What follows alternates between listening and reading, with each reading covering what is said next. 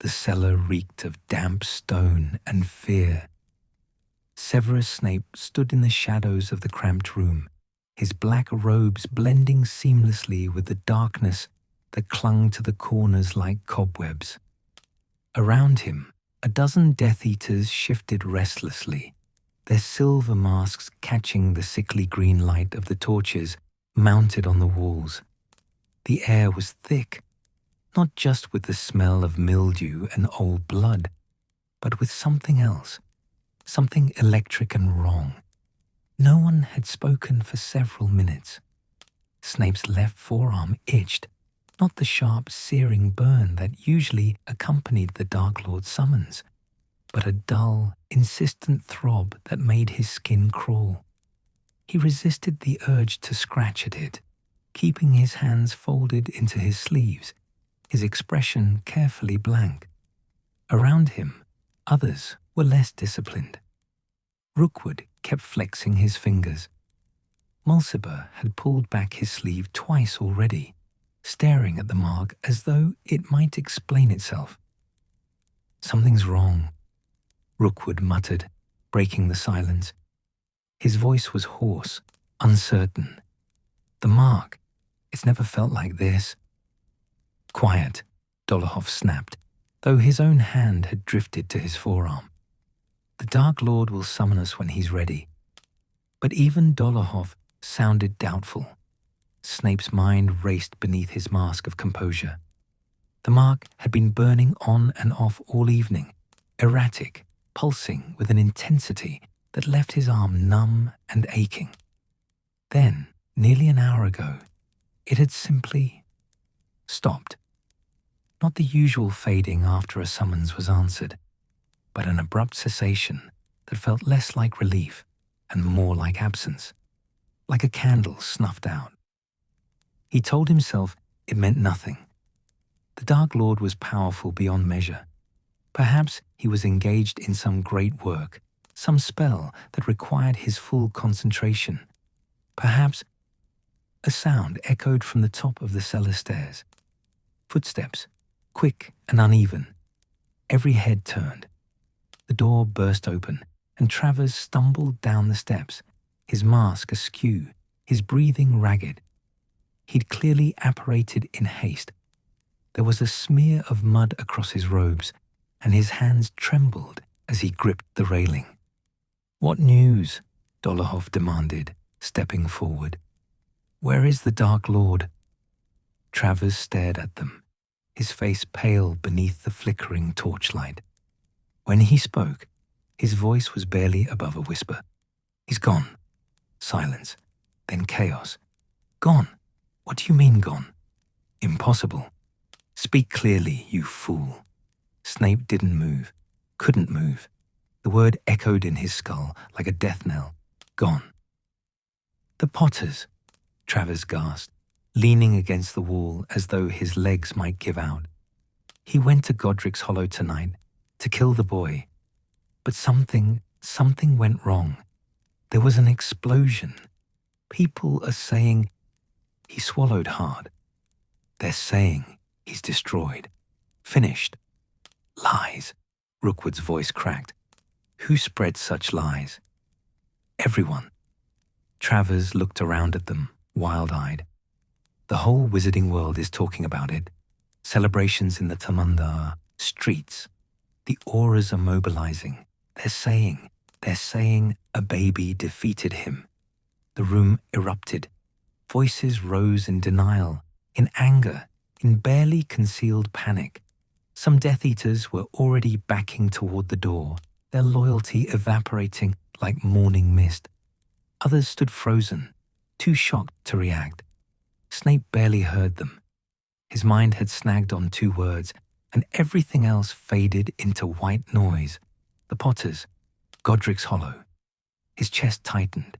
His lungs forgot how to pull in air. "Lily." "No," he whispered, but the sound was lost beneath the clamor of frightened men. He turned sharply and strode toward the stairs, pushing past Travers without a word. Behind him, Dolohov shouted something, a command, a question, but Snape didn't stop. His boots hit the stone steps in rapid succession, his heart hammering against his ribs with a violence that made his vision blur. It's a lie. It has to be a lie. The Dark Lord was immortal, invincible. He had made preparations, taken precautions. The Horcruxes. But even as the thought surfaced, Snape shoved it aside. He couldn't think about that now. Couldn't think about anything except Lily. He burst out of the cellar into the cold October night and apparated without hesitation. The world spun. Snape materialized in a narrow alley between two Muggle shops, the familiar pull of apparition leaving him momentarily disoriented.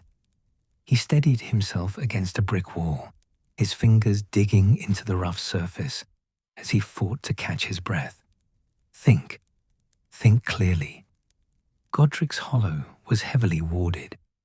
He couldn't simply apparate into the village. The protections would stop him, or worse, alert the auras if they were already swarming the place. He needed to approach carefully, quietly. I need to know if she's alive. The thought was a knife twisting in his chest. He forced himself to move, disapparating again with a sharp crack that echoed off the alley walls.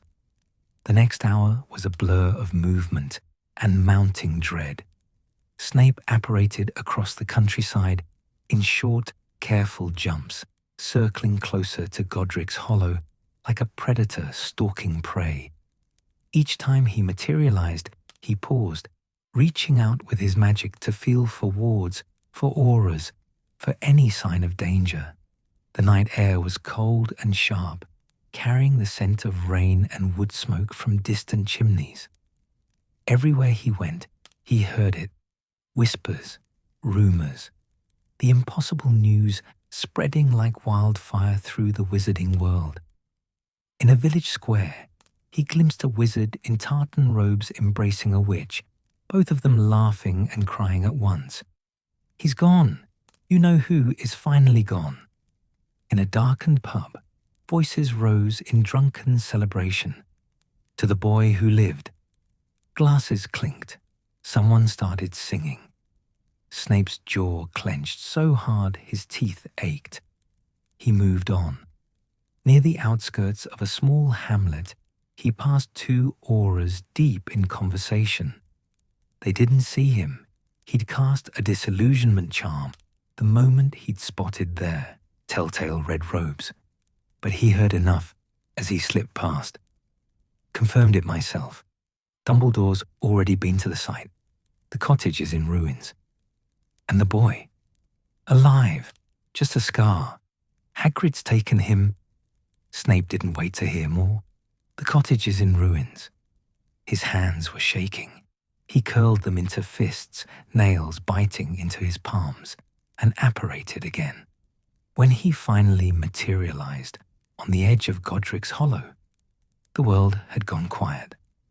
The village was small, picturesque, in the way Muggle towns often were. Quaint houses with thatched roofs and gardens gone dormant for winter. A church steeple rose in the distance, its bell silent in the darkness. The streets were empty, though lights glowed in a few windows, and somewhere far off, Snape could hear faint laughter. Celebration. He felt nothing. His left arm throbbed dully, a persistent ache that confirmed what he already knew. The dark mark was still there, still visible if he pulled back his sleeve. But the magic that had bound him to Voldemort for so long felt distant, muted, like an echo of an echo.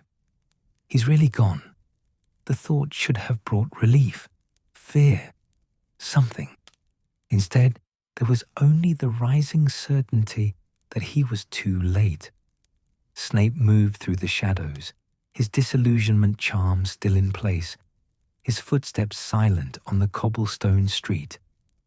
He passed a corner where a cluster of wizards were gathered, still talking in hushed, excited tones. He didn't stop, didn't listen. His gaze was fixed ahead, toward the far end of the village where the houses grew sparser and the street lamps flickered against the encroaching darkness. And then he saw it. At first, it was just a shape, wrong and jagged against the smooth line of rooftops. As he drew closer, the details sharpened and his breath caught in his throat. Half of the cottage was simply gone. The roof had caved in on one side, timbers jutting out like broken ribs. The front wall had been blown outward, scattering bricks and debris across the small garden. The windows were shattered, shards of glass glittering in the faint moonlight like scattered stars. A section of the upper floor had collapsed entirely, leaving gaping holes that exposed the rooms within to the cold night air. Dark magic lingered in the air like smoke. Snape could feel it prickling against his skin, could taste it on the back of his tongue, acrid and familiar. The Dark Lord's magic. But underneath it, woven through it, was something else. Something he didn't recognize. Something that felt old and absolute and final. He stopped at the garden gate. His hand hovered over the latch, trembling. Don't go in there. You don't want to know. But his feet carried him forward anyway, through the gate, up the cracked stone path, over a child's toy, a small wooden broomstick that lay abandoned near the door. The front door hung open, one hinge torn free. Snape stepped inside. The smell hit him first. Plaster dust and charred wood, and something darker, blood and burnt magic, and beneath it all, faint but unmistakable, the scent of lilies, her perfume. His chest seized. The entryway was destroyed, furniture overturned, pictures torn from the walls, the floor littered with broken glass and splintered wood. To his right, a staircase led upward, but several steps had collapsed, leaving a jagged gap. Ahead, through a doorway, he could see what had once been a sitting room. That's where he found James Potter. The body lay sprawled near the base of the stairs and still clutched in one outstretched hand. Snape barely glanced at it. He felt nothing. No satisfaction, no guilt. James Potter was irrelevant. Had always been irrelevant. He turned away and climbed the damaged stairs. Each step creaked ominously beneath his weight. Twice, the wood groaned and shifted, threatening to give way entirely.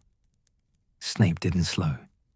His wand was in his hand now, the tip glowing with a faint lumos, casting pale light across the ruined hallway. There were two doors at the top of the stairs. One hung open, revealing a small nursery, crib overturned, walls scorched black. The other door was ajar. Snape pushed it open and stopped breathing. She lay on the floor beside the crib, her body crumpled as though she'd been trying to shield something, someone behind her. Her red hair spilled across the floorboards like liquid fire, catching the wand light and glowing softly in the darkness. Her eyes were open, staring sightlessly at the ceiling, and her face, she looked peaceful. No. The word was a scream inside his head, but when he opened his mouth, no sound came out. He stood frozen in the doorway, his wand trembling in his hand, the light wavering across her still form. Time stretched and bent and broke apart. Seconds became minutes, became hours. He couldn't move. I couldn't think. She's dead. Lily is dead. The wand slipped from his fingers and clattered to the floor. Snape fell to his knees, and for the first time in more years than he could count, Severus Snape wept. The sound that tore from Severus Snape's throat was not human. It was raw and broken, dragged up from somewhere deep inside him that he'd locked away years ago. His shoulders shook. His hands pressed flat against the floorboards, fingers splayed wide as though he might claw through the wood itself. The wand light had gone out when he dropped his wand, leaving the room bathed in nothing but pale moonlight filtering through the broken window. In that silver glow, Lily's hair seemed to shimmer. No, no, no. The word repeated in his mind like an incantation, as though sheer denial could unmake reality. He squeezed his eyes shut, pressing his forehead to the cold floor, trying to block out the sight of her. But closing his eyes only made it worse. Now he could see her as she'd been, alive, laughing, her green eyes bright with mischief, as they'd sat beneath the tree by the lake at Hogwarts. "You're being ridiculous, Sev. It's just a spider." "I'm not afraid of spiders." "Then why are you standing on that rock?" Her laugh. God, her laugh. A sob wrenched through him, and then another. His breath came in ragged gasps that burned his lungs. He'd forgotten how to cry properly. It had been so long, so many years of burying everything beneath layers of cold control and careful masks. Now it all came pouring out at once, unstoppable as a flood.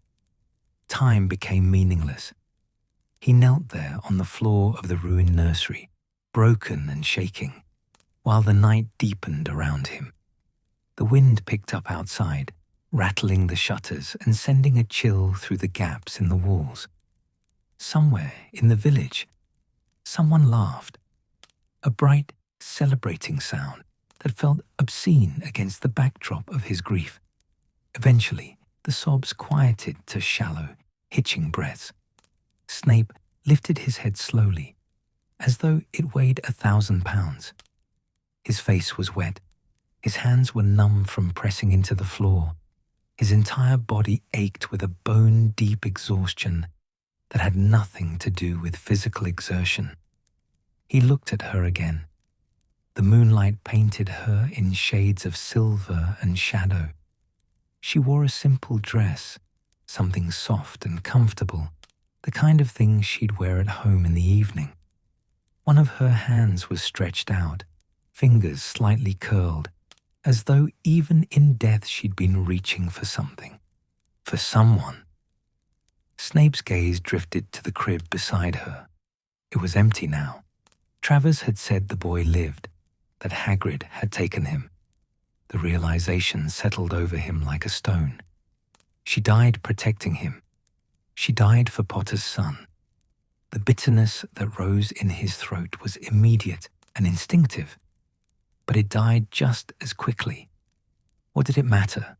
The boy was part of her, her blood, her sacrifice. Hating a child for existing seemed suddenly, devastatingly pointless when the woman who'd given him life was lying dead on the floor. Snape forced himself to his feet. His legs threatened to buckle, but he locked his knees and stayed upright through sheer force of will. He retrieved his wand from where it had fallen and cast a proper lumos, flooding the room with steady white light. The details were clearer now, and somehow worse for it. Scorch marks radiated out from where the crib stood, black stains seared into the wallpaper in the shape of a blast. The ceiling above was cracked, chunks of plaster scattered across the floor like broken teeth. A mobile hung crooked from a hook, little golden snitches that should have been spinning gently, but now hung motionless and bent. And Lily, in the full light, he could see the spell that had killed her. Avada Kedavra left no marks, no blood, no outward sign of violence. She simply wasn't alive anymore. Her body was whole and perfect and utterly, irreversibly still. Snape's hand tightened around his wand until the wood creaked. The Dark Lord did this. The thought was sharp and clear, cutting through the fog of grief like a blade. Voldemort had come here, had stood in this very room, had pointed his wand at Lily Evans. Lily, who'd never hurt anyone, who'd spent her Hogwarts years defending Muggleborns and feeding stray Neasels and believing in the goodness of people even when they didn't deserve it, and murdered her because of a prophecy, because of a child, because Snape had told him. The guilt hit like a physical blow. He staggered back a step, his free hand flying up to grip his head as though he could physically hold himself together. A sound escaped him, half laugh, half sob, edged with hysteria. I killed her. I'm the reason she's dead. He'd heard the prophecy in that dingy room above the Hog's Head. He'd run straight to the Dark Lord, like the loyal servant he was, eager to prove his worth, to secure his place at his master's side. He delivered Trelawney's words without thought, without considering what they might mean or who they might endanger. And then, only then, when Voldemort had mentioned the Potters, when Snape realized what he'd done, he tried to fix it. Too late. Always too late. He'd begged. He'd groveled. He'd offered anything, everything, if only the Dark Lord would spare her. Not Potter, not the boy, just her. And Voldemort had laughed, that high, cold laugh that made Snape's bones ache, and said he would try, as though Lily's life were a trivial favor, easily granted or rescinded. Snape had known then that it wouldn't be enough. That's when he'd gone to Dumbledore. Hide them all then. Keep her. Keep them safe. Please. And what will you give me in return, Severus? Anything. Dumbledore had hidden them, had cast the Fidelius charm himself, bound their secret to a keeper who should have been trustworthy. It should have worked. It should have worked. But someone had betrayed them. Snape's eyes burned, not with tears this time, but with a cold, focused rage that sharpened his thoughts to razor points. Someone had given up their location. Someone had led the Dark Lord straight to this house, to this room, to her. Sirius Black. The name surfaced from memory. Black had been their secret keeper, Potter's best friend, the brother he'd chosen over his own blood. If anyone had betrayed them, it had to be him. The thought made Snape's lip curl. Of course it would be one of Potter's precious marauders who'd... He stopped. It didn't matter. Black's betrayal, Potter's death, even the Dark Lord's destruction. None of it mattered. Not anymore. Because at the end of every thought, every thread of logic or rage or grief, there was only one inescapable truth. Lily was dead, and nothing would bring her back. Snape looked down at her again, and this time he let himself really see her. Not as a memory or a ghost or a symbol of everything he'd lost. Just her. Lily. The girl who'd been his first friend, his only friend, the one person who'd seen something worth saving in a scrawny, unloved boy from Spinner's End. She deserved better than this, better than a cold floor in a ruined house, better than being left alone in the dark while the wizarding world celebrated in the streets outside. Slowly, carefully, Snape knelt beside her. His hands trembled as he reached out, hesitating just above her shoulder. He'd barely touched her in years, not since they were children, not since everything had fallen apart between them. It felt wrong now, presumptuous, to touch her when she couldn't consent or pull away or tell him to leave her alone. But he couldn't leave her like this. Gently, so gently it made his chest ache. He slipped one arm beneath her shoulders and the other beneath her knees. She was heavier than he expected, a solid weight that reminded him she'd been real, a living person with substance and warmth. He lifted her carefully, cradling her against his chest as he stood. Her head lolled against his shoulder. Her hair spilled over his arm like silk. Snape carried her to the corner of the room where the destruction was less severe. Someone had placed a rocking chair there once. It was overturned now, one runner snapped, but the cushions were still intact. He righted it as best he could with magic, then lowered Lily onto it with infinite care, arranging her limbs so she looked less broken, more at peace. It wasn't much, but it was something. He stepped back, his wand still raised, and for a long moment simply stood there, memorizing her face, the curve of her cheek, the small scar above her left eyebrow from when she'd fallen off a swing as a child, the way her hair caught the light. "I'm sorry." The words stuck in his throat, too small and inadequate for the enormity of what he'd done. Sorry I didn't bring her back. Sorry didn't undo the prophecy or erase his choices or make him anything other than the coward who'd failed her at every turn. But he said it anyway, barely a whisper in the ruined room. "I'm sorry, Lily." The silence that answered was absolute. Snape turned away before he could break down again. His gaze swept the nursery, taking in the details with the cold, analytical part of his mind that still functioned despite everything. The blast pattern, the empty crib, the absence of the boy. Her son survived. The thought was strange, distant. He tried to imagine what the child looked like, whether he had Lily's eyes, or Potter's face, or some combination of both. Tried to summon some feeling about the boy's survival beyond the abstract acknowledgement that Lily had wanted him to live. He felt nothing. The boy was safe. That's all that mattered. That's all she would have wanted. Snape's attention caught on something glinting near the crib. He crossed to it and knelt, brushing aside bits of plaster and broken glass until his fingers closed around a small object, a photograph.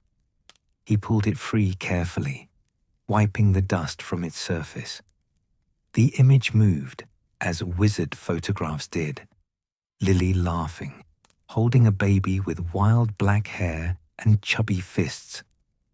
Potter stood beside her, his arm around her shoulders, grinning like he'd won the Quidditch Cup. The baby, Harry, grabbed at Lily's hair, and she laughed harder, ducking her head to press a kiss to his forehead. She looked happy. Snape stared at the photograph for a long time. The loop repeated endlessly, Lily laughing, the baby grabbing, Potter grinning, again and again and again. He should have felt something looking at it. Jealousy, maybe, or bitterness at the life she'd built without him. Instead, there was only a hollow ache. He slipped the photograph into his robes, inside the pocket closest to his chest. Then he kept searching. He found other things. A stuffed hippogriff, one wing torn. A silver rattle engraved with the initials HJP. A blanket, soft and green and still faintly warm, probably from some charm Lily had placed on it to keep her son comfortable. And, half buried beneath a piece of fallen ceiling, her wand. Snape picked it up with shaking hands. Willow, if he remembered correctly. 10 1/4 inches, swishy, good for charms work. She'd been brilliant at charms, could cast a corporeal Patronus by their 5th year, a graceful doe that had made the other students gasp in admiration. The wand felt strange in his palm, warm, alive in a way that seemed impossible given its owner was gone. He should leave it for whoever came to investigate. The Aurors would want to examine the scene, document everything, and determine exactly what had happened. Taking evidence would be foolish, possibly incriminating if anyone discovered it. Snape tucked the wand into his robes anyway, opposite the photograph. Let them wonder. Let them question. He was past caring. The sound of voices drifted up from outside, distant but growing closer. Snape stiffened, his instincts snapping back into focus. Auras, probably, or ministry officials, came to secure the site now that dawn was approaching.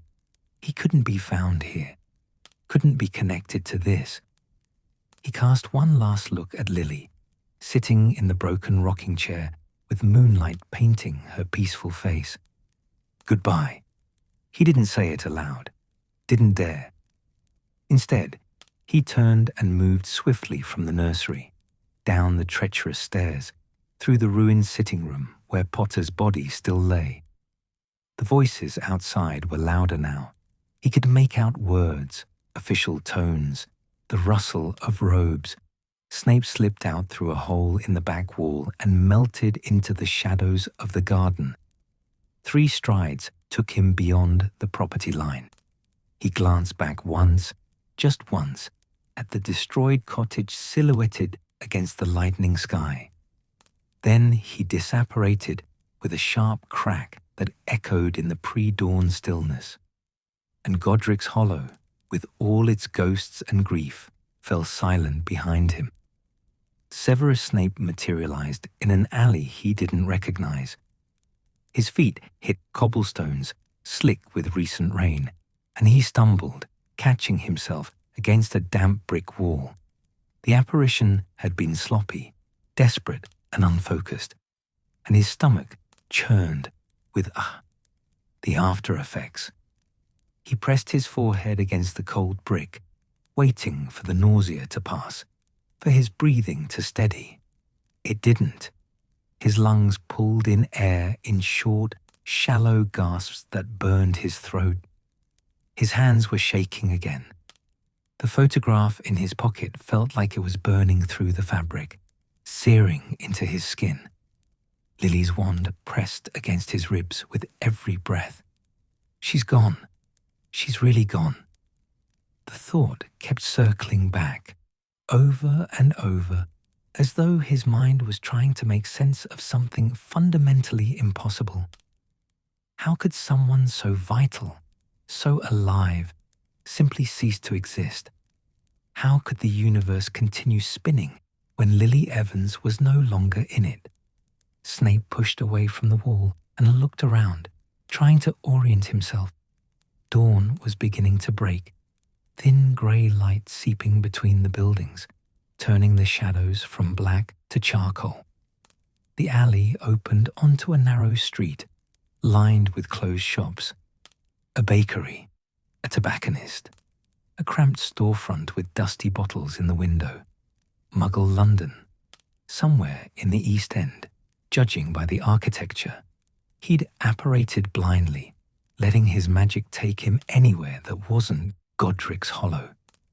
Away from her body, away from the cottage, away from the knowing. But distance didn't help. She was still dead. Snape started walking. His boots echoed on the empty street, the sound too loud in the pre-dawn quiet.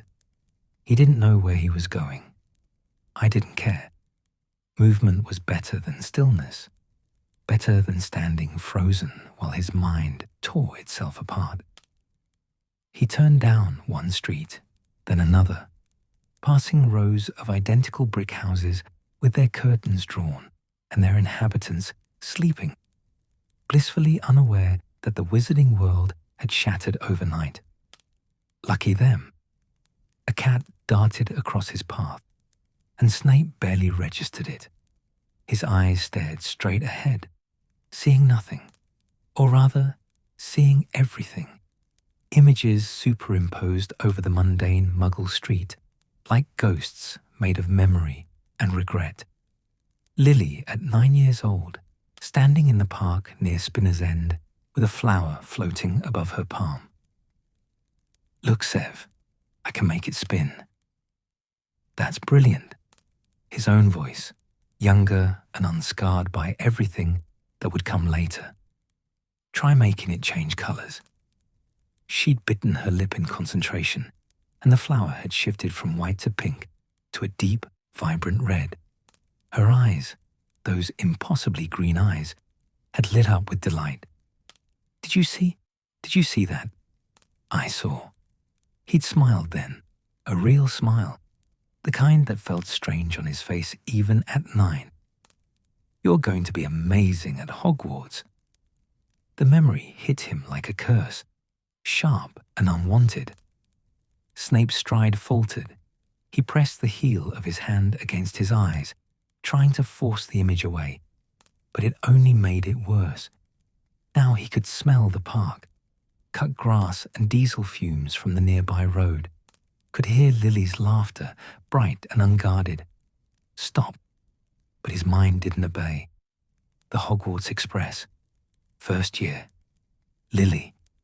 Sliding into his compartment with her trunk bumping against her knees. Is this seat taken? No. He'd moved his bag to make room, trying not to stare at her.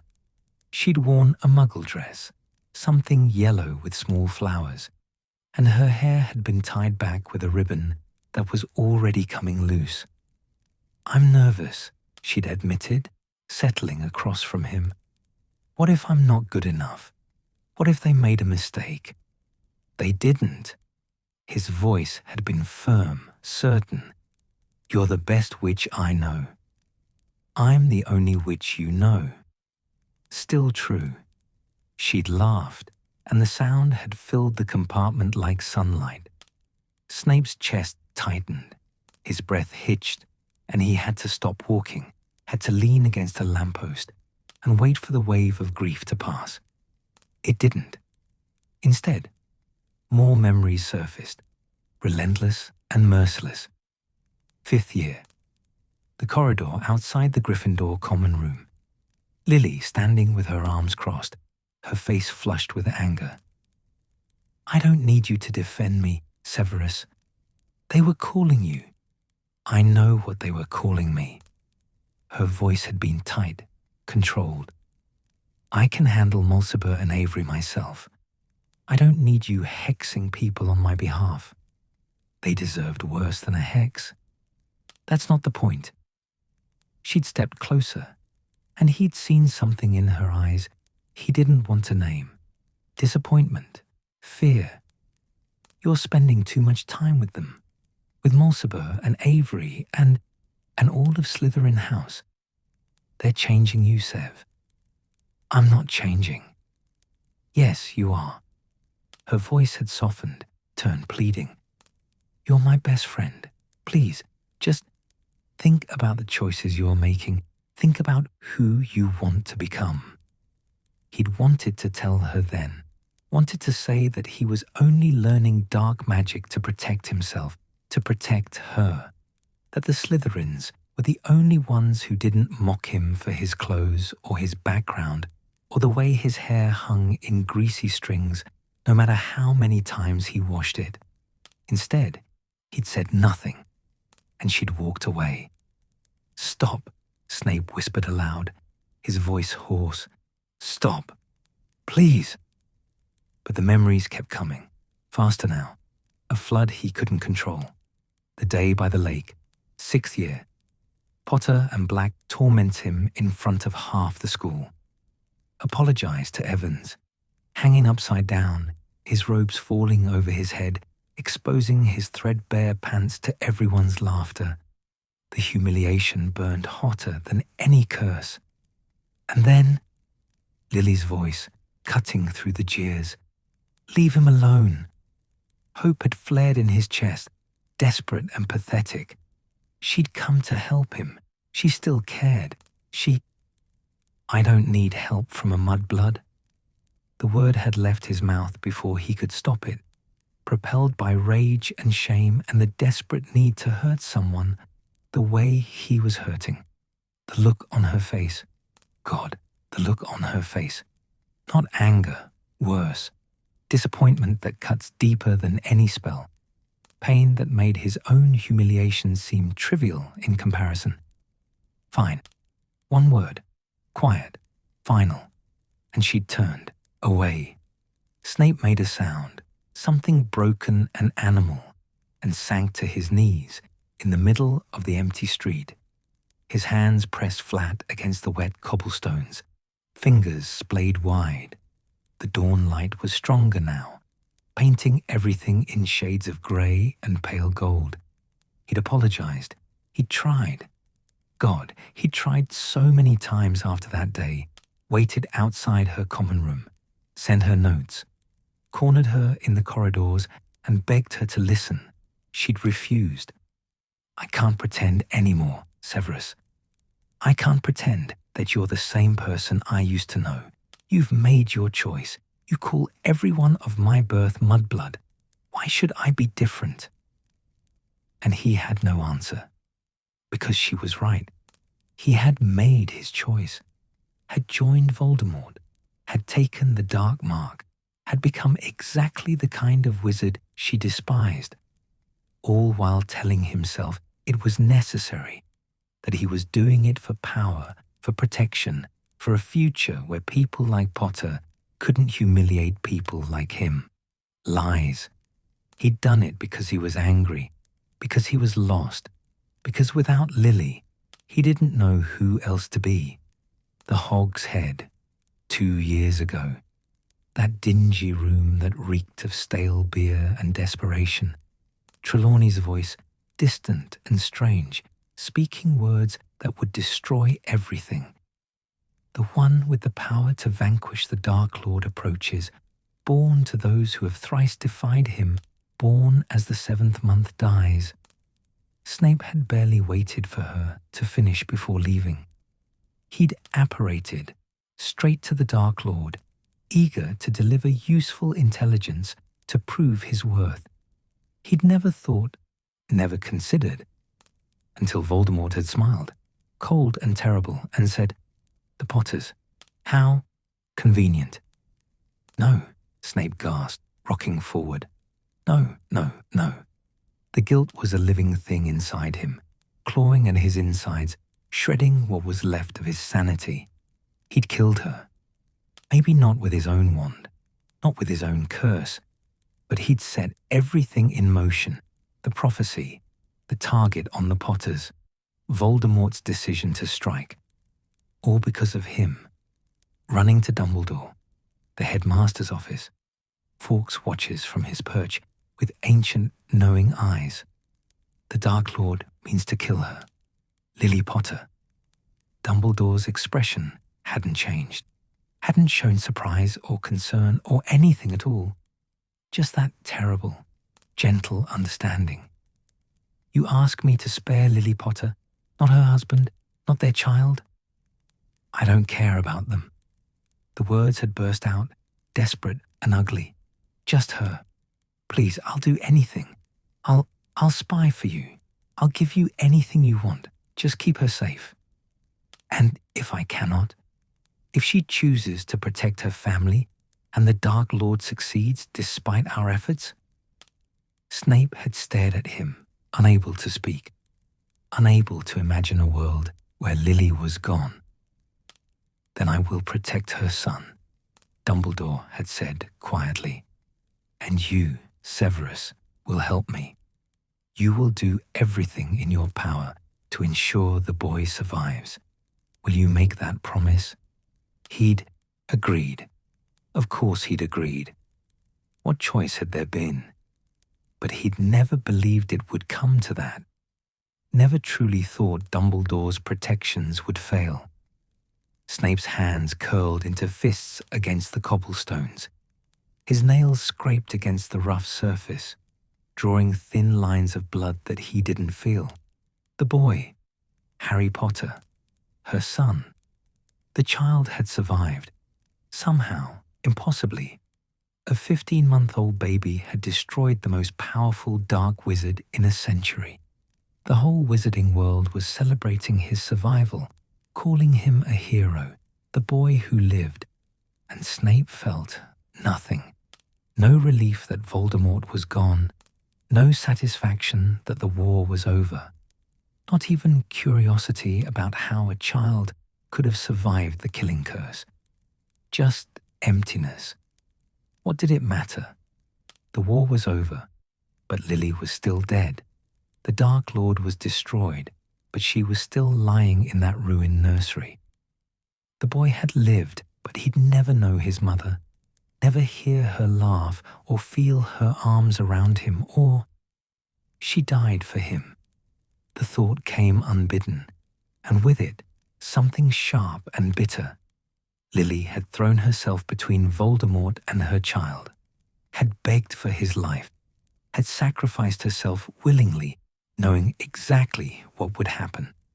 She'd loved her son more than her own life, and Snape had loved her more than anything in the world, and it had meant nothing. Hadn't saved her, hadn't protected her, had, in fact, been the very thing that killed her.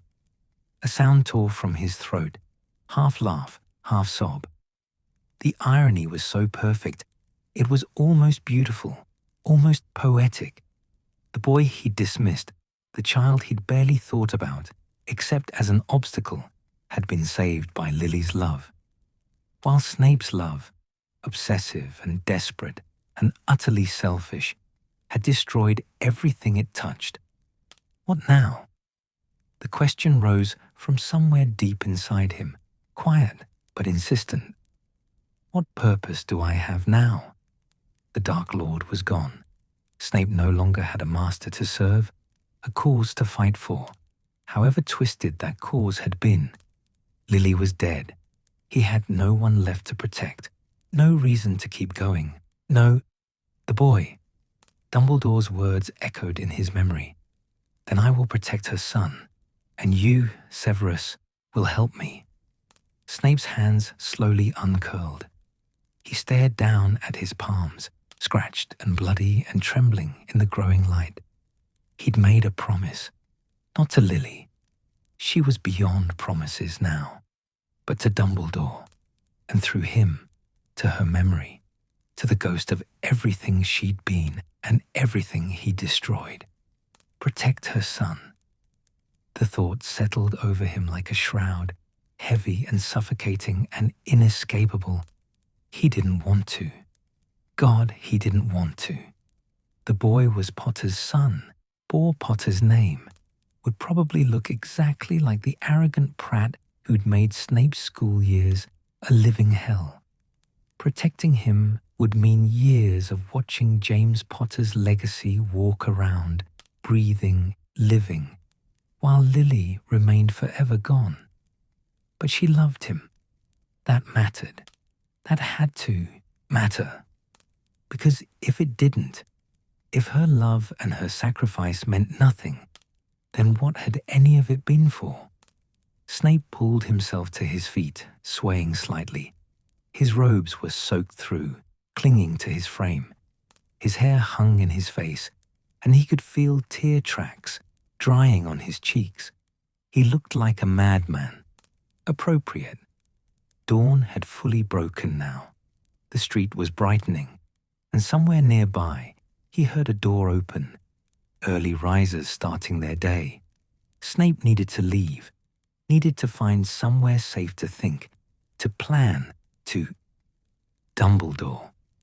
The name surfaced like an answer to a question he hadn't asked.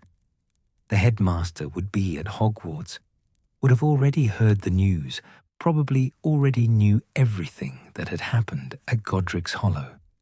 He'd be expecting Snape to come to him eventually, and Snape had nowhere else to go. With a sharp crack that echoed off the narrow street, Severus Snape disapparated, leaving only wet cobblestones and the fading echo of grief behind. The world spun and reformed. Severus Snape materialized in the middle of a narrow lane, his boots sinking into soft mud. He stumbled forward, catching himself against a wooden fence that smelled of rot and old paint. For a moment, he simply stood there, breathing hard, letting the disorientation of apparition fade. Where was he? He looked around, trying to focus. The lane was unpaved, lined with scraggly hedgerows on one side and the fence on the other. Beyond the fence, He could make out the shape of a house, small, cramped, its brick facade stained dark with years of industrial grime. The windows were boarded up. The garden was overgrown with weeds. Recognition came slowly, unwillingly.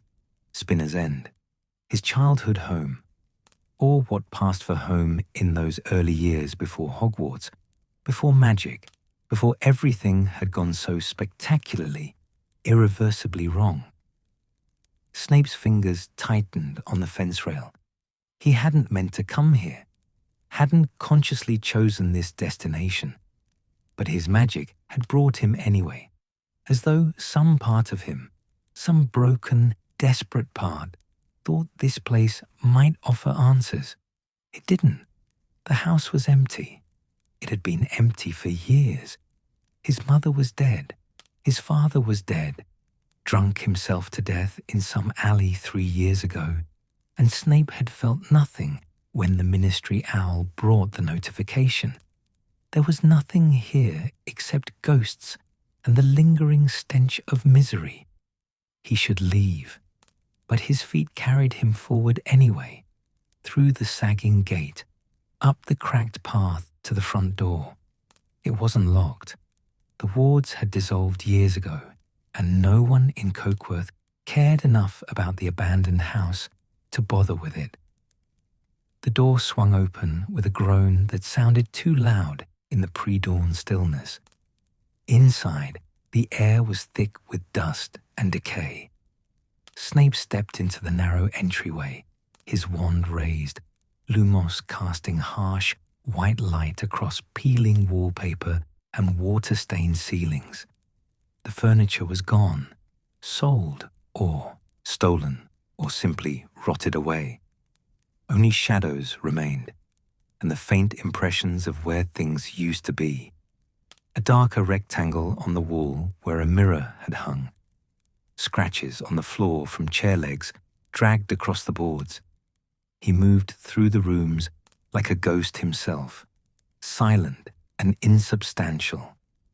The sitting room where his father had spent most evenings, bottle in hand, rage simmering just beneath the surface. The kitchen where his mother had stood at the sink, her shoulders hunched, her magic carefully hidden beneath layers of exhaustion and defeat. The stairs, narrow and steep, that led up to the bedrooms. Snape climbed them slowly, each step creaking under his weight. His old room was at the end of the hall. The door hung crooked on its hinges. Inside, there was nothing. The bed was gone. The small desk where he'd practiced writing his letters, where he'd read his mother's old potions texts by candlelight, where he'd planned his escape to Hogwarts with desperate, meticulous detail. All gone. Just 4 walls and a dirty window that looked out over the industrial landscape of Cokeworth. Snape stood in the center of the empty room and felt the weight of his own insignificance settle over him like a shroud. This was where he'd started, this tiny, suffocating room in a house filled with anger and disappointment, and the constant, grinding poverty that made magic feel like a cruel joke. He'd been so certain back then that Hogwarts would save him, that leaving this place behind would mean becoming someone new, someone better. And for a while, it had worked. At Hogwarts, he'd been brilliant, top of his class in potions, skilled at defense, capable of magic that made even the professors pause and take notice. He'd invented spells, improved on textbook recipes, carved out a reputation as someone formidable despite his background. But none of it had been enough. Not enough to keep Lily's friendship. Not enough to earn respect from people like Potter and Blagg. Not enough to protect him from humiliation or violence, or the casual cruelty of students who saw his poverty and his strangeness and decided he was fair game. So he'd made other choices. He'd joined the Death Eaters, had taken the Dark Mark, had told himself it was about power, about making sure no one could ever hurt him again, had believed, or tried to believe, that Voldemort's vision of a world where blood status mattered, where people like him could rise above their circumstances, was worth fighting for. Lies. All of it. Every justification, every rationalization. He joined Voldemort because he was angry and lost and desperate for somewhere to belong, and he'd stayed because leaving would have meant admitting he'd been wrong, that he'd wasted years serving a monster, that he'd destroyed the one good thing in his life for nothing. Snape turned away from the window and left the room. His footsteps echoed in the empty house as he descended the stairs, moved through the kitchen, stepped back out into the cold morning air. Dawn had fully broken now. The sky was the color of ash, heavy with clouds that promised more rain. Cokeworth was waking up. He could hear the distant rumble of factory machinery starting up, the sound of cars on the main road, a dog barking somewhere, normal sounds, ordinary sounds. The world was continuing as though nothing had changed, but everything had changed. Voldemort was gone. The war was over. And Lily, Snape pressed the heel of his hand against his chest, where the photograph sat in his inner pocket. The gesture was unconscious, automatic, as though touching it could somehow bring her back, as though the paper and ink could become flesh and warmth and life again. It couldn't. Nothing could. He turned away from the house and disapparated with a sharp crack that scattered a cluster of crows from a nearby tree. The next apparition was just as aimless as the first. Snape materialized on a hillside overlooking a valley. Rain was falling here, light and persistent, soaking into his already damp robes. He didn't bother casting a shield charm. I didn't care. The cold and wet were distant sensations, barely registering against the numbness that had settled over him like armor. He looked down at the valley, trying to remember why he'd come here. Nowhere specific, just away. His magic was pulling him to places he knew, places that held meaning, even if he didn't want them to. First, Spinner's End. Now, his gaze caught on a structure in the distance, a crooked building, its roof lined with what looked like shrieking wood. Even from here, he could see the weathered sign hanging from the eaves, the shrieking shack, which meant he was near Hogsmeade, near Hogwarts, near the place where he'd spent 7 years learning magic and losing everything that mattered. Snape's jaw tightened. He turned his back on the valley and started walking. Not toward Hogsmeade. He couldn't face the village yet, couldn't risk running into someone who might recognize him or ask questions he had no intention of answering. Instead, he walked parallel to it, following the curve of the hillside through scrub grass and scattered rocks. The rain continued falling. His robes grew heavier with each step, dragging at his shoulders. His hair was plastered to his face. Water dripped from his nose, his chin, the ends of his sleeves. He didn't care. Walking was better than standing still, better than thinking too clearly. His mind felt fractured, splintered into 1,000 pieces that wouldn't fit together properly. Memories kept surfacing, unbidden and unwanted, only to slip away before he could fully grasp them.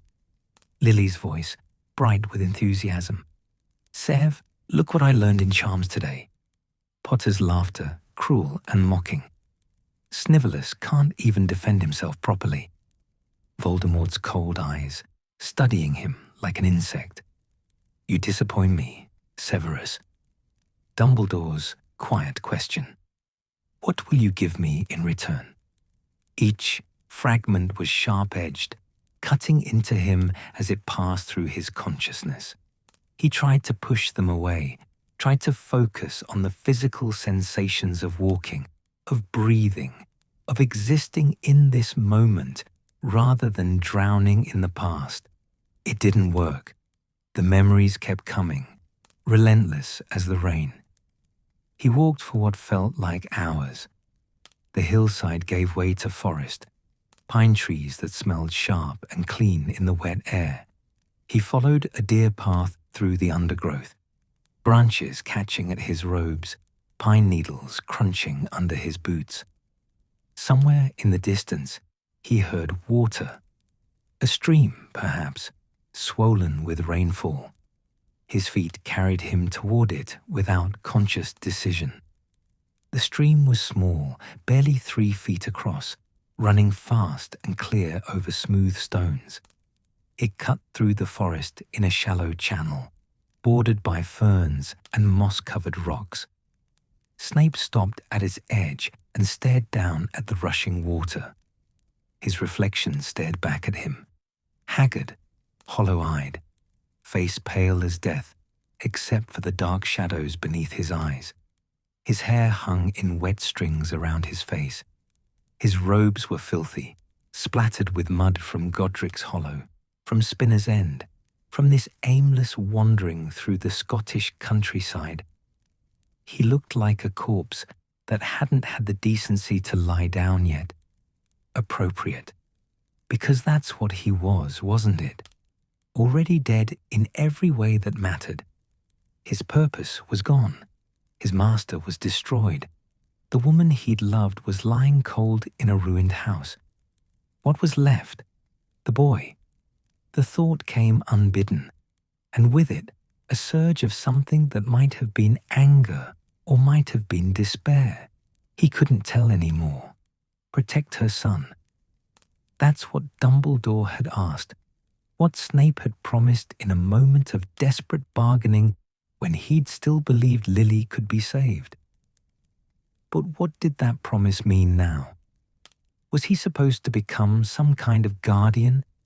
Watch over Potter's child from the shadows? Ensure the brat survived to adulthood so he could grow up to be just as arrogant and insufferable as his father? The thought made Snape's stomach turn.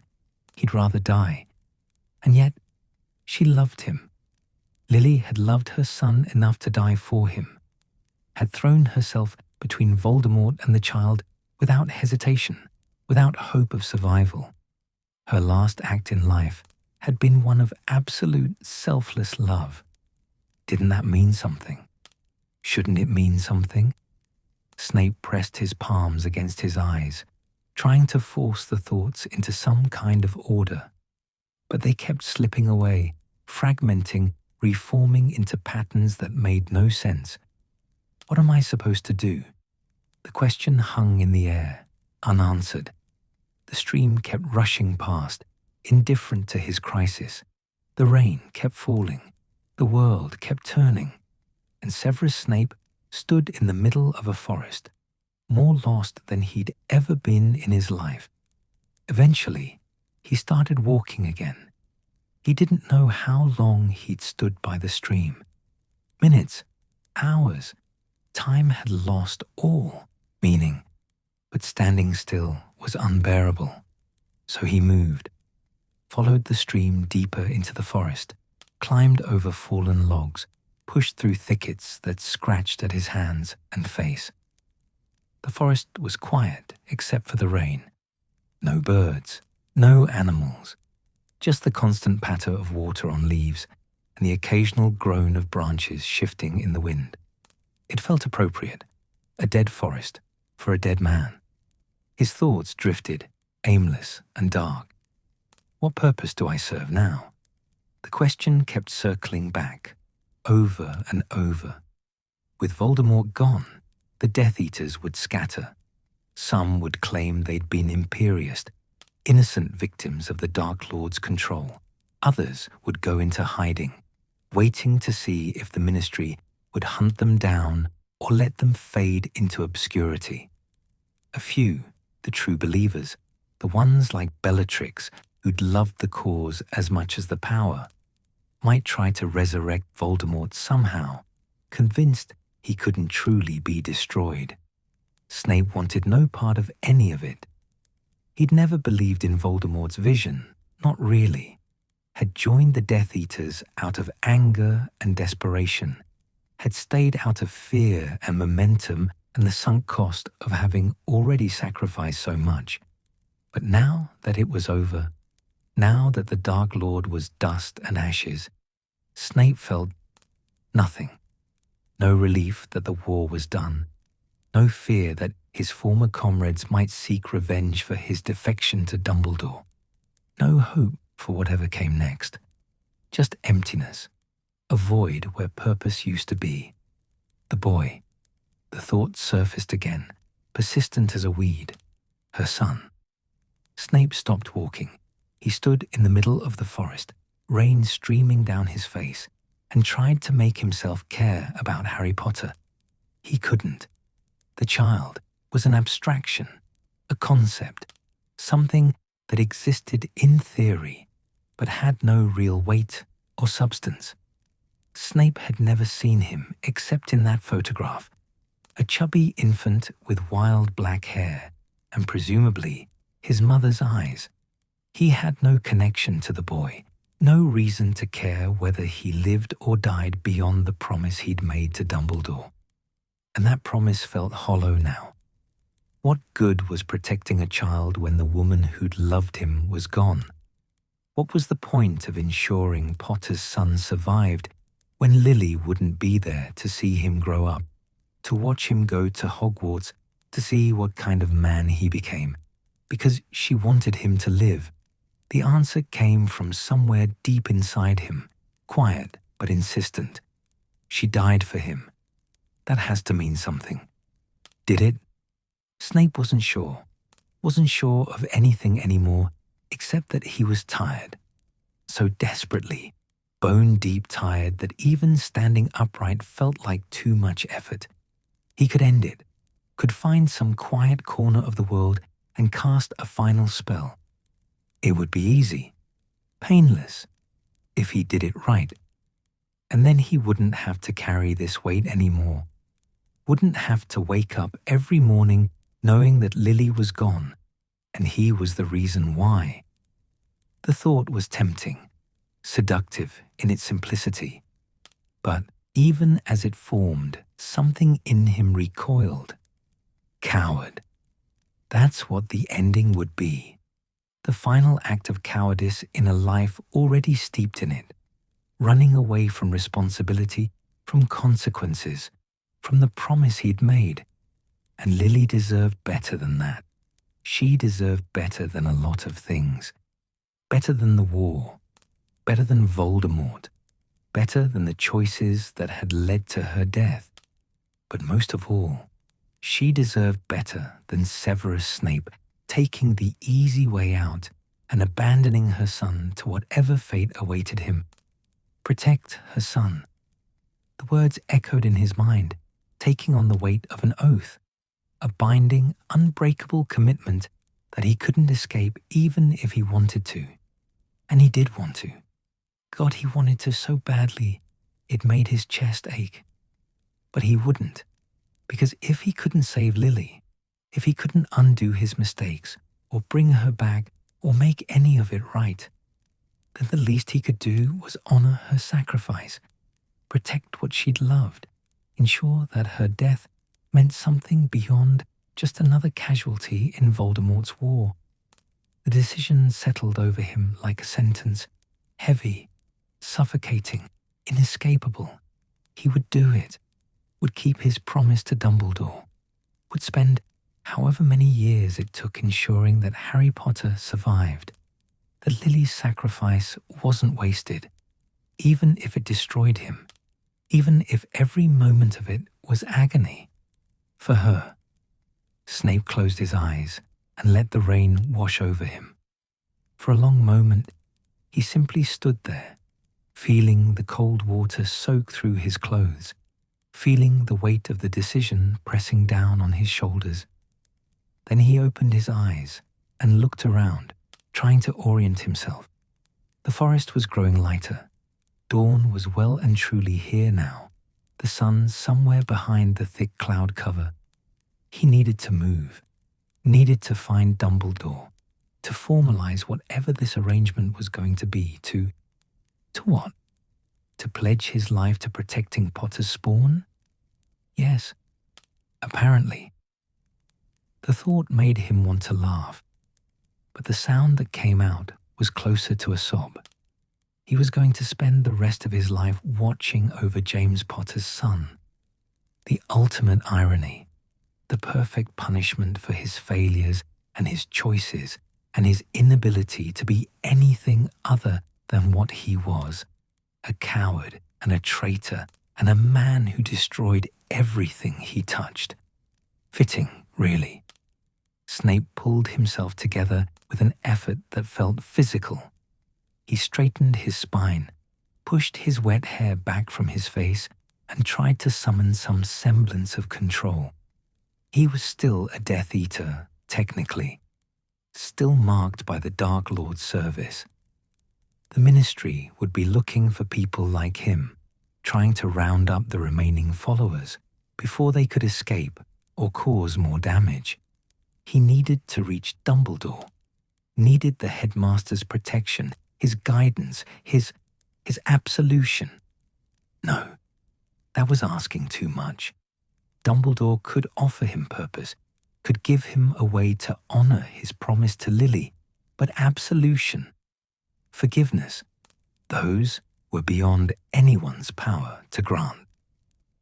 Snape started walking again, this time with direction.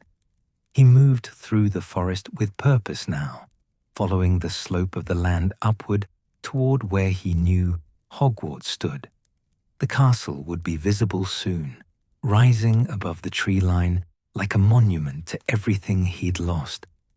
Home, or the closest thing to it he had left. His boots squelched in the mud, his robes dragged at his shoulders. The photograph in his pocket pressed against his chest, with every step a constant reminder of what he was doing this for. Lily, always Lily. The trees began to thin. Through the branches, he caught glimpses of open sky, heavy and grey. The rain was easing now, fading to a light drizzle that misted the air without really falling. Snape emerged from the forest onto a ridge overlooking a valley, and there, in the distance, stood Hogwarts. The castle rose against the clouded sky, like something out of a fairy tale. Towers and turrets and crenellated walls, all of it ancient and solid and there. Lights glowed in some of the windows. Smoke rose from the chimneys. Even from this distance, he could feel the magic emanating from it, a low hum that resonated in his bones. 7 years he'd spent within those walls. 7 years of learning and growing and making all the wrong choices. And now he was returning, broken and hollow, to beg for sanctuary from the man he'd once dismissed as a sentimental fool. The irony wasn't lost on him. Snape stood on the ridge, staring at the castle, and felt the weight of the decision he'd made settle even more firmly around his shoulders. This was it, the moment where his life diverged into something new and terrible, where Severus Snape, Death Eater and spy and failed protector, became something else. What exactly, he didn't know yet, but he would find out soon enough. Taking a deep breath, he started down the hillside toward Hogsmeade, toward Hogwarts, toward whatever fate awaited him in Dumbledore's office. The rain had stopped entirely now. Pale sunlight broke through the clouds, painting the castle in shades of gold and grey. It looked like hope. Snape didn't trust it, but he kept walking anyway. The descent from the ridge was treacherous. Severus Snape picked his way down the hillside with mechanical precision, his boots finding purchase on rock still slick with rain. The ground was uneven, patches of heather and gorse interspersed with loose scree that shifted under his weight. Twice he nearly lost his footing. Twice he caught himself and continued downward without pause. The physical challenge was almost welcome. It gave him something to focus on besides the yawning emptiness inside his chest. Below, the valley spread out in shades of green and grey. He could see Hogsmeade now, the village's thatched roofs and smoking chimneys clustered together like a child's toy set. Beyond it, the black lake gleamed dully in the weak morning light, and Hogwarts rose above it all, impossibly large and solid against the shifting clouds. Home. The word tasted bitter in his mind. Snape reached the bottom of the hillside and paused, catching his breath. His legs ached. His robes were caked with mud up to the knees. He could feel blisters forming on his heels where his boots had rubbed raw skin. But the pain was distant, unimportant. Everything felt distant now. He started walking again, following a sheep track that wound through the valley floor.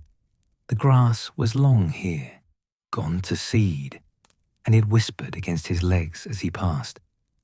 Somewhere overhead, a bird called, sharp and lonely. But when Snape looked up, the sky was empty. The sun was climbing higher, burning off the last of the morning mist. It would be a clear day, he realized, with dull surprise.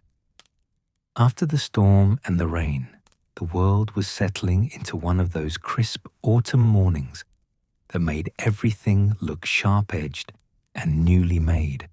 How dare it? The thought came with a spike of irrational anger. How dare the sunshine? How dare the world be beautiful when Lily was dead? It felt like an insult, a cosmic mockery of everything that had been lost. But the sun didn't care about his grief. The world kept turning, indifferent to his pain. Snape's jaw tightened, and he kept walking. The approach to Hogsmeade took longer than he'd expected.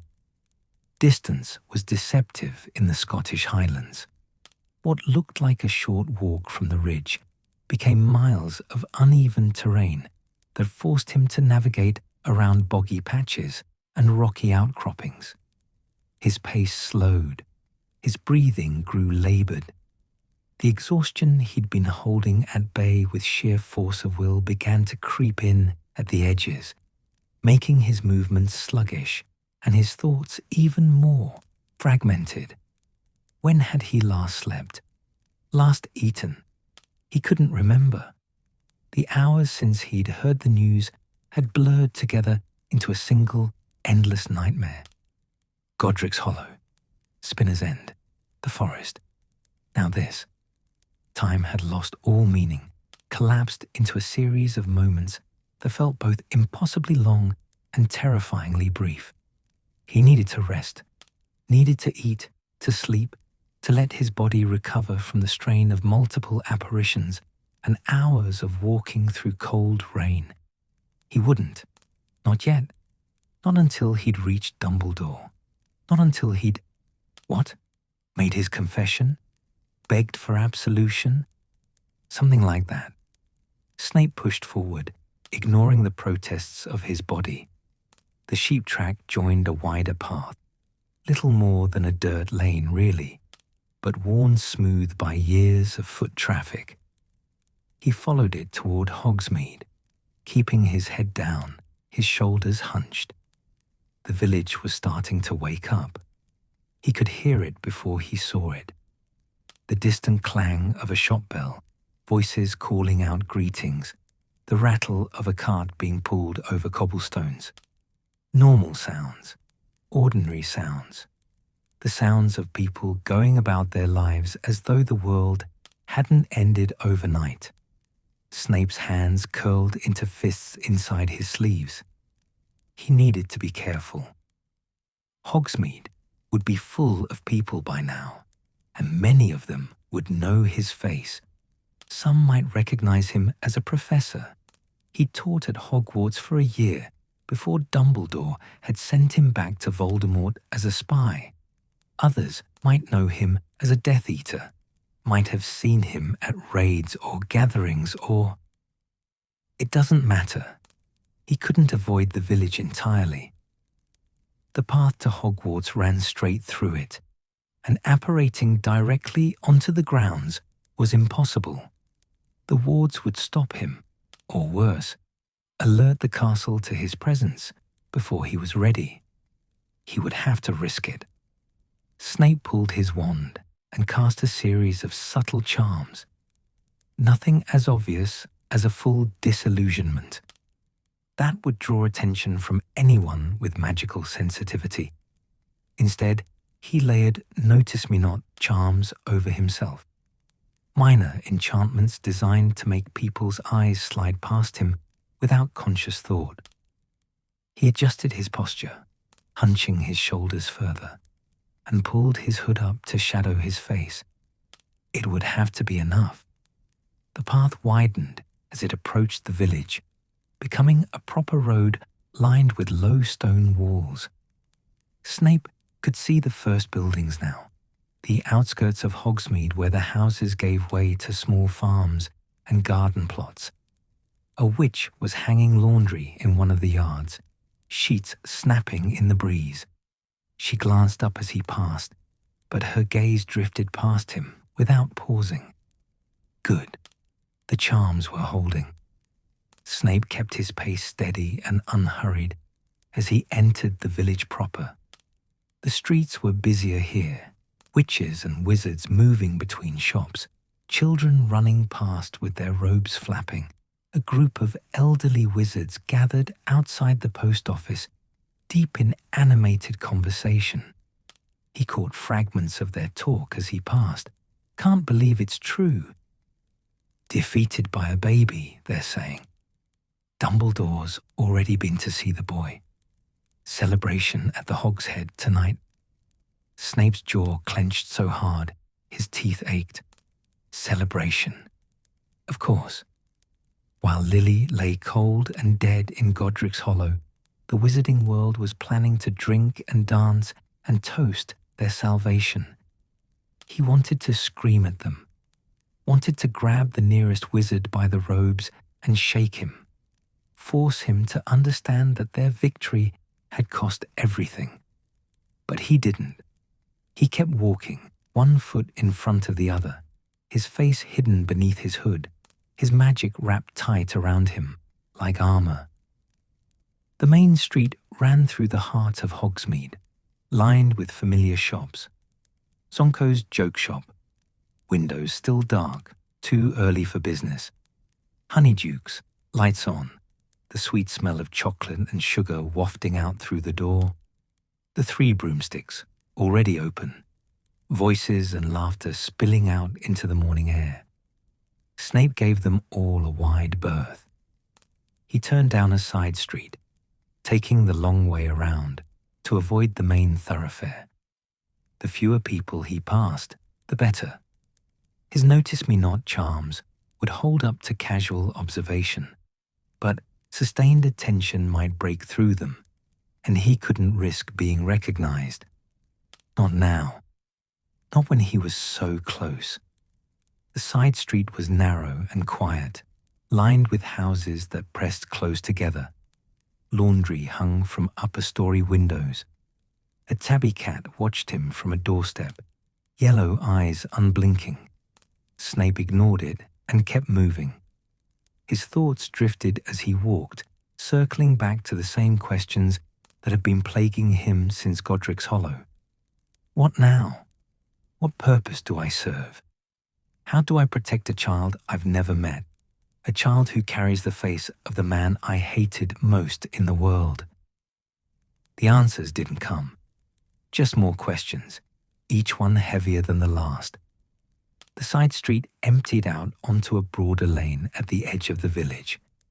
Ahead, Snape could see the path that led up to Hogwarts, a well-worn track that climbed the hillside in a series of gentle switchbacks.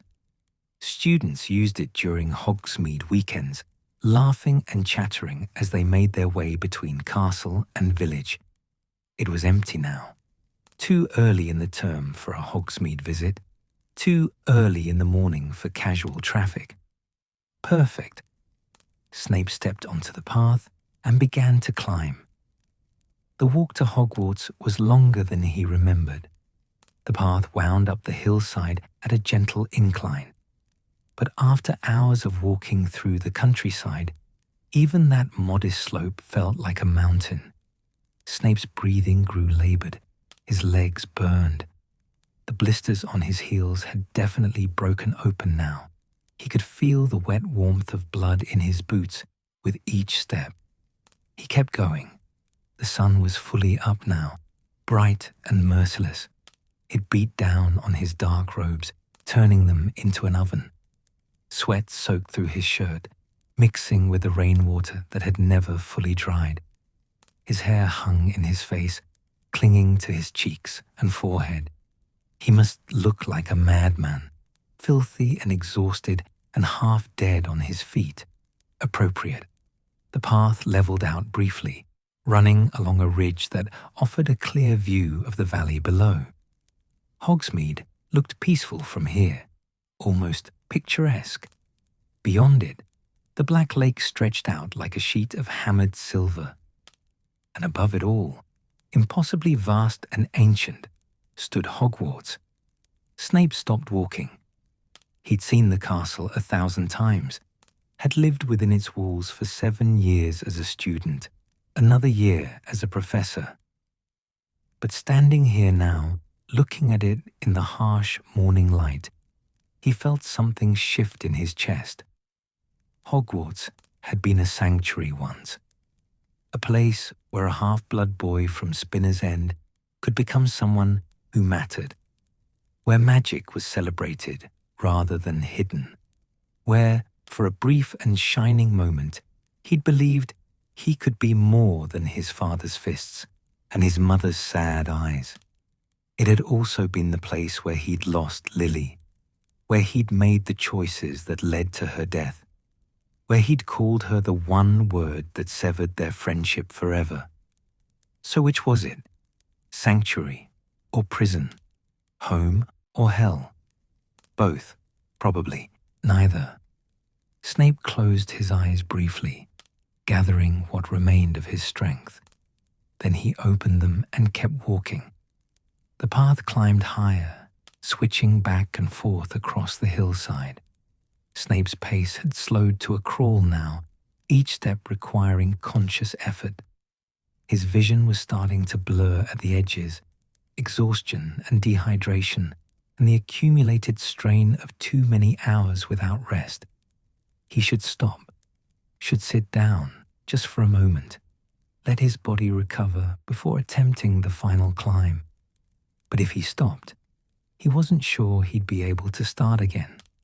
So he kept moving, one foot in front of the other, his wand clutched in his hand more for support than for magic.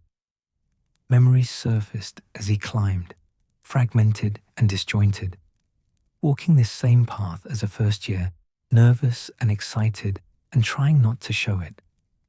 Lily beside him, pointing out landmarks, her voice bright with wonder. "Look, Sev, you can see the whole castle from here. It's even bigger than I imagined." 5th year. Walking alone this time, head down, avoiding the groups of students who whispered as he passed. Potter and Black somewhere behind him, probably planning their next prank. 7th year. The path covered in snow, his breath misting in the cold air. Lily hadn't spoken to him in over a year by then.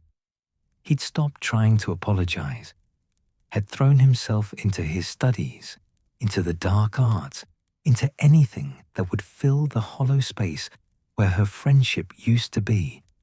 The memories hurt. Each one was a knife between his ribs, sharp and precise. Snape tried to push them away, but they kept coming, relentless as waves against a shore.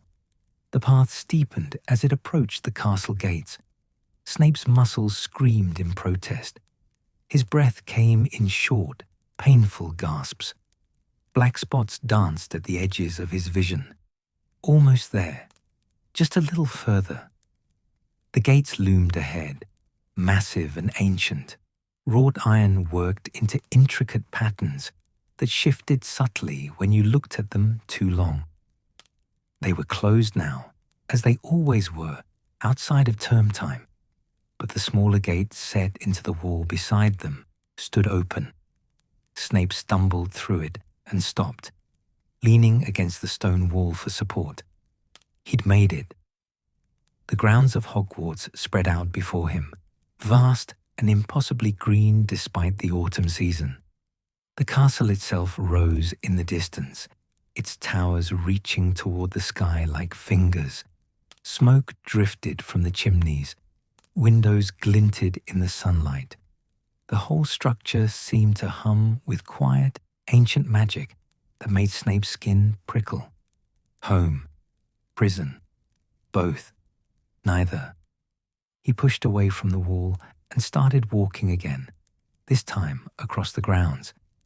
The path here was well maintained, smooth paving stones that made walking easier than the rough track he'd climbed. But his body had reached its limit. Each step was agony.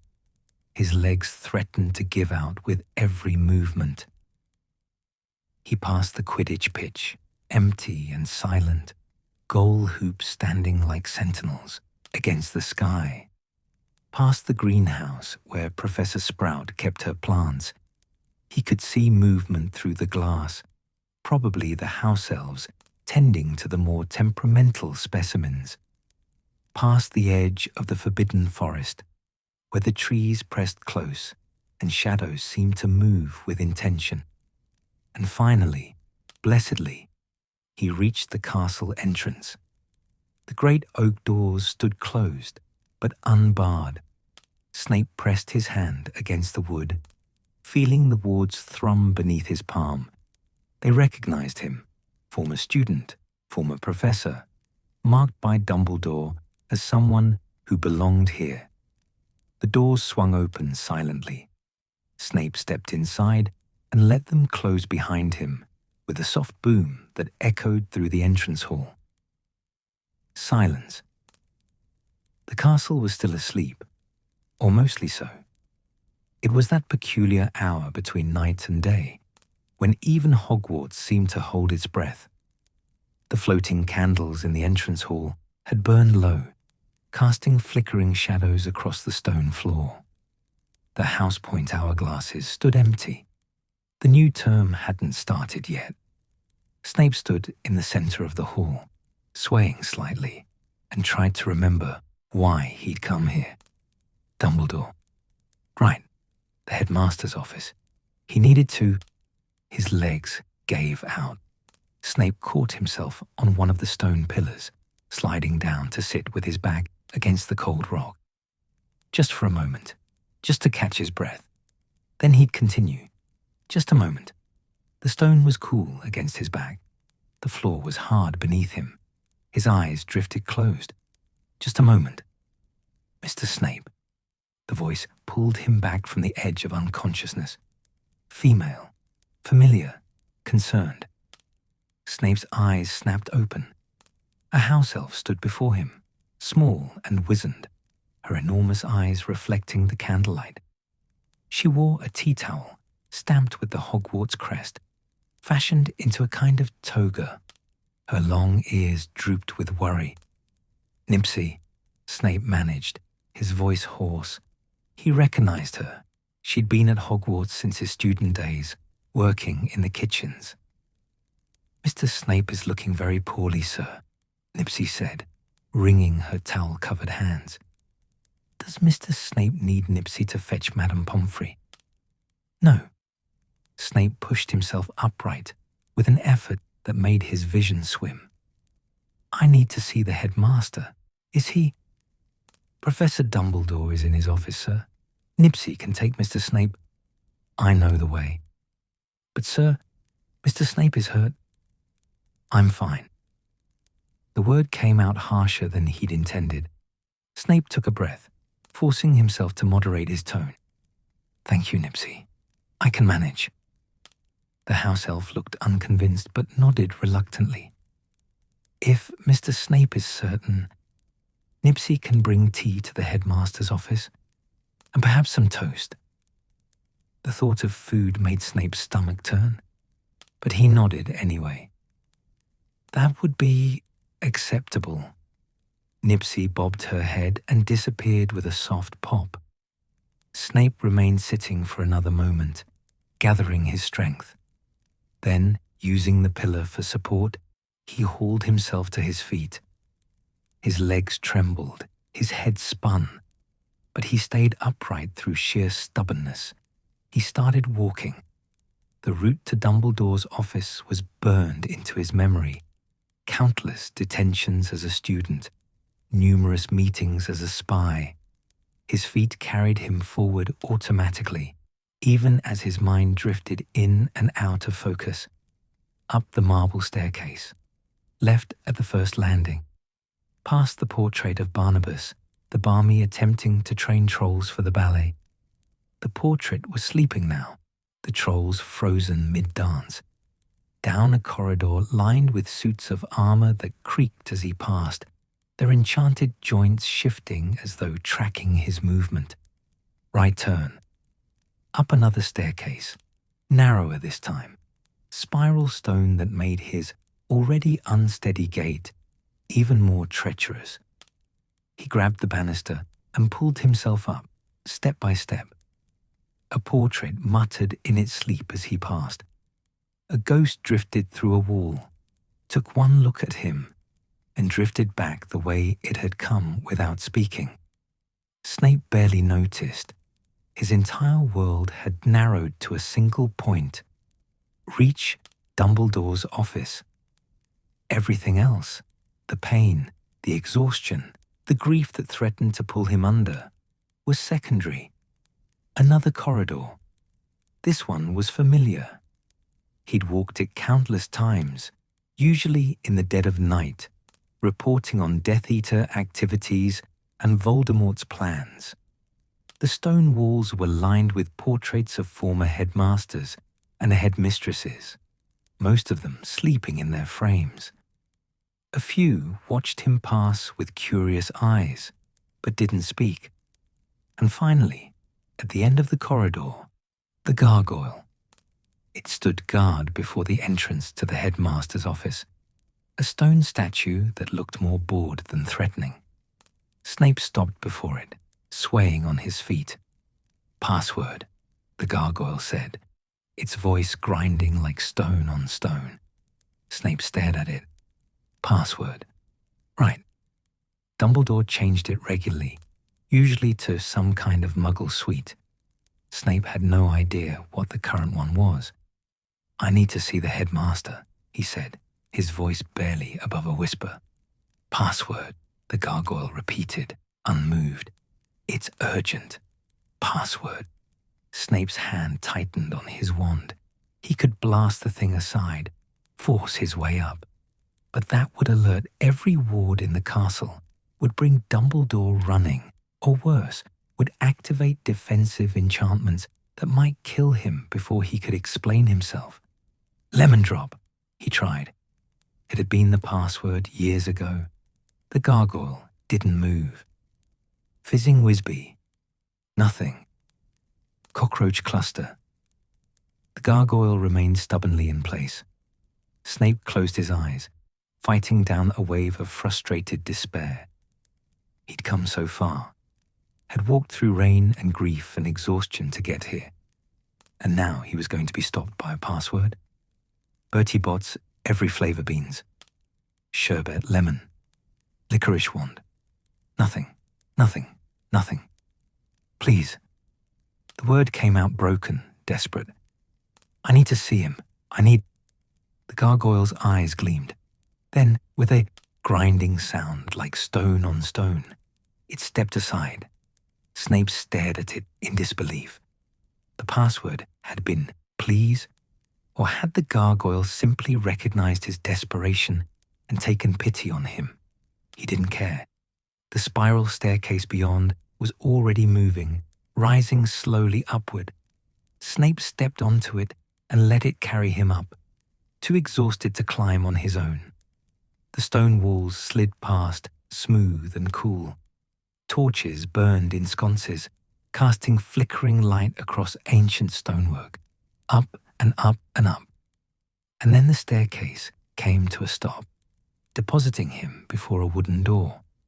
Snape stood there for a long moment, staring at the door. His hand trembled as he raised it to knock. Behind that door was Dumbledore. Behind that door was the conversation he'd been dreading and desperately needing in equal measure. Behind that door was whatever came next. He took a breath, then another. For Lily. Always for Lily. Snape's knuckles rapped against the wood, 3 times, firm and clear, despite the trembling in his hand. For a heartbeat, there was silence. Then, from within, a voice, gentle, knowing, infinitely sad. "Come in, Severus." Snape's hand found the door handle. It turned beneath his palm, cold and solid and real. He pushed the door open and stepped inside. The door swung open silently, revealing the circular room beyond. Severus Snape stood on the threshold, his hand still gripping the door handle, unable to make himself step forward. The office was exactly as he remembered, every detail achingly familiar, despite the months since he'd last stood here. The walls were lined with portraits of former headmasters and headmistresses, most of them still sleeping in their frames, their painted chests rising and falling with soft, rhythmic breathing. A few had woken at the sound of the door. Phineas Nigellus, black, sat upright in his chair, his expression sharp and curious. Armando Dippet peered over his spectacles with concern. Dilys Derwent had one eye open, watching. Silver instruments crowded every available surface, delicate mechanisms that whirred and clicked, and occasionally emitted small puffs of colored smoke. A telescope stood by the window. Books were stacked on tables, spilling across chairs, creating precarious towers that defied gravity. The morning light filtered through the tall windows, painting everything in shades of gold and amber. And there, behind the massive desk, stood Albus Dumbledore. The headmaster had his back to the door, facing one of the windows that looked out over the grounds. His robes were a deep purple today, embroidered with silver stars that caught the light. His long silver hair and beard seemed to glow in the morning sun. He didn't turn at the sound of the door opening, but his shoulders shifted slightly, an acknowledgement of Snape's presence. "Come in, Severus," Dumbledore said again, his voice gentle but carrying an undertone of something Snape couldn't quite identify. Sadness, resignation. "Close the door behind you." Snape obeyed mechanically. The door clicked shut with a sound that seemed too final, too absolute. He stood just inside the room, swaying slightly, his hand still raised, as though he might reach for the door handle again and flee. Coward. The word echoed in his mind, sharp and accusing. He'd come all this way, had walked through rain and exhaustion and the wreckage of his entire life to reach this moment. He wouldn't run now, even if every instinct screamed at him to do exactly that. On his perch near the window, Fawkes the Phoenix stirred. The magnificent bird raised his scarlet and gold head, fixing Snape with dark, knowing eyes. For a moment they stared at each other, wizard and phoenix, and Snape felt something shift in the air between them. Recognition, perhaps, or judgment. Then Fawkes tucked his head back beneath his wing and went still. "Sit down, Severus." Dumbledore still hadn't turned around. You look as though you might fall over at any moment." It wasn't an invitation. It was an observation, delivered with the kind of clinical accuracy that made Snape's jaw clench. But the headmaster was right. His legs were trembling, barely holding his weight. Pride warred with practicality for a moment before practicality won. Snape crossed to one of the chairs facing the desk and sank into it. The cushions were soft, almost absurdly comfortable. His body wanted to relax into them, to let the exhaustion finally claim him, but he forced himself to sit upright, spine straight, hands folded carefully in his lap. Control. He needed control, even if it was just an illusion. Dumbledore turned slowly, and for the first time, Snape saw the headmaster's face. He looked old. Snape had never thought of Dumbledore as old before. Powerful, yes, and ancient in the way that great wizards often seemed, carrying the weight of accumulated years and knowledge. But not old in the way that Muggle grandparents looked old, worn down by time and grief. Now, in the morning light, streaming through the windows, Dumbledore looked every one of his 150-some years. His face was lined with exhaustion. Dark circles shadowed his eyes behind the half-moon spectacles. His shoulders sagged slightly beneath the star-covered robes. Even his beard seemed somehow less magnificent, more simply tired. He'd been to Godric's Hollow, Snape realized, had seen what Snape had seen, had stood in that ruined cottage and witnessed the aftermath of Voldemort's destruction, had seen Lily's body. The thought made Snape's chest constrict so violently he almost couldn't breathe. Dumbledore moved around his desk and lowered himself into his chair with a heaviness that spoke of bone-deep weariness. For a long moment, he simply looked at Snape, his blue eyes, usually twinkling with some private amusement, now dim and sorrowful. "I'm sorry, Severus," Dumbledore said quietly. The words hit like a physical blow. Snape's carefully constructed composure shattered. His hands clenched. In his lap, nails digging into his palms, hard enough to draw blood. His breath came in short, sharp gasps that he couldn't control. His eyes burned. "Don't." The word came out strangled, barely audible. Don't say that." "But I am sorry." Dumbledore's voice was infinitely gentle, infinitely sad. "I know what Lily Potter meant to you. I know what her death must—" "You know nothing." The words exploded out of him, sharp and venomous. Snape leaned forward in his chair, every muscle tense, his face contorted with grief and rage and something that might have been hysteria. "You promised." His voice cracked, rising almost to a shout. "You said you would keep her safe. You said the Fidelius charm was unbreakable. You promised me." "I know."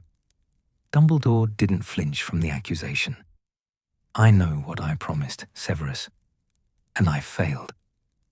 The simple admission, the lack of excuses or justification, somehow made it worse.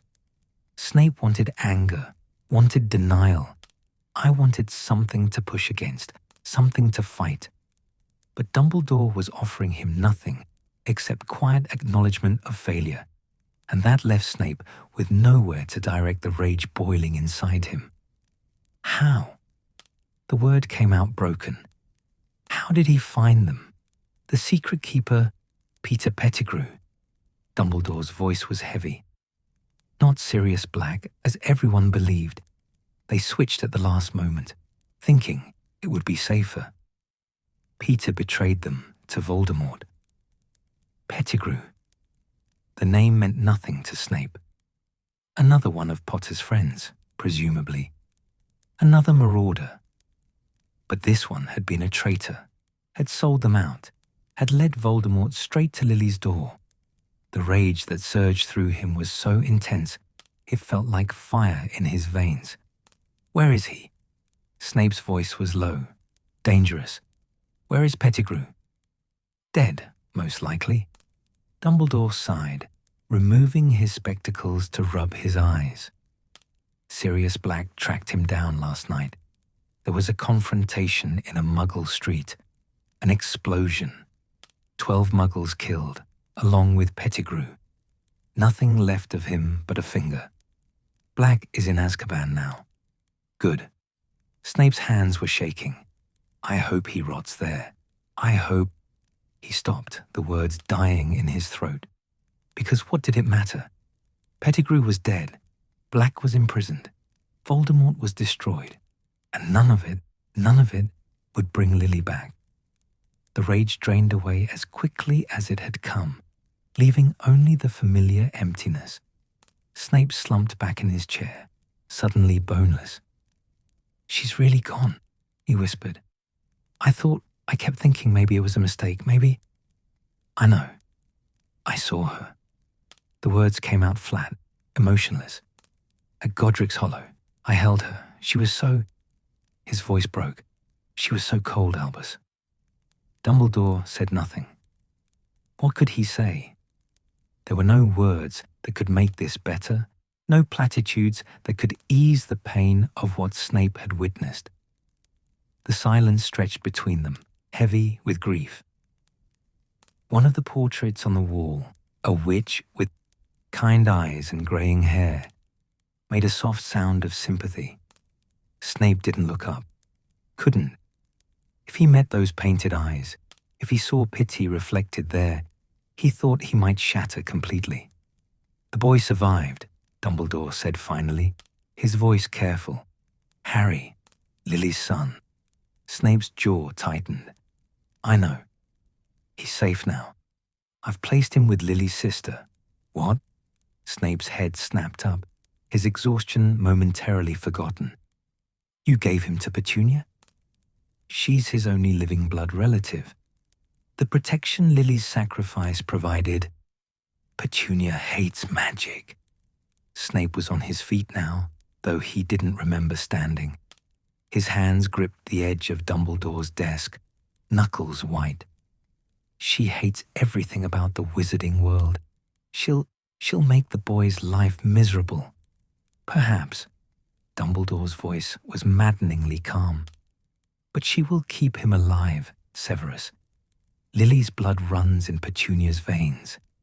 As long as Harry can call her house home, Lily's protection will remain. And that protection is more powerful than any ward I could construct." "Blood magic." Snape's lip curled. "You're gambling the boy's happiness on ancient blood magic that might not even—" "It will work." Dumbledore's voice turned firm, brooking no argument. "Lily died to save her son, Severus. That kind of sacrifice, that kind of love, creates magic older and stronger than anything you or I could conjure. As long as Harry lives with his mother's blood, Voldemort's followers cannot touch him. Voldemort is dead." Even saying the name felt strange now, stripped of the fear that had accompanied it for so long. "Is he?" Dumbledore's eyes were sharp despite his exhaustion. "The Dark Lord made preparations, Severus. You know this. He was obsessed with immortality, ensuring he could never truly die. The Horcruxes." Snape didn't say it aloud. The knowledge of Voldemort's darkest secret was not something to be spoken casually, even here. But he saw the understanding in Dumbledore's eyes, the grim acknowledgement that this wasn't over. "Not really." "You think he'll return?" Snape said flatly. "I think we must prepare for that possibility." Dumbledore replaced his spectacles, and some of his usual commanding presence returned. "Which is why Harry must be protected, why the sacrifice Lily made must not be wasted." And there it was, the hook, the obligation. Snape's hands slowly uncurled from the desk. He stepped back, his legs threatening to give out again, and sank into the chair. You want me to watch over him. I want you to honor the promise you made me, Severus. Dumbledore's voice was gentle but implacable. When you came to me, desperate to save Lily, you agreed to do anything I asked, to protect her son if your efforts to save her failed. That was before. Snape's voice caught. I didn't think. I know. Infinite compassion filled those blue eyes. You never truly believed she would die. None of us did. But she has, Severus. And Harry lives. He carries his mother's eyes, her courage, her capacity for love. He is all that remains of her. The words were calculated, Snape knew, designed to manipulate him, to bind him to a promise made in desperation. Dumbledore was a master strategist, always had been. He knew exactly which strings to pull to get what he wanted. And it was working. Damn him. I can't. Snape's voice was hoarse. You don't understand. The boy, he's Potter's son.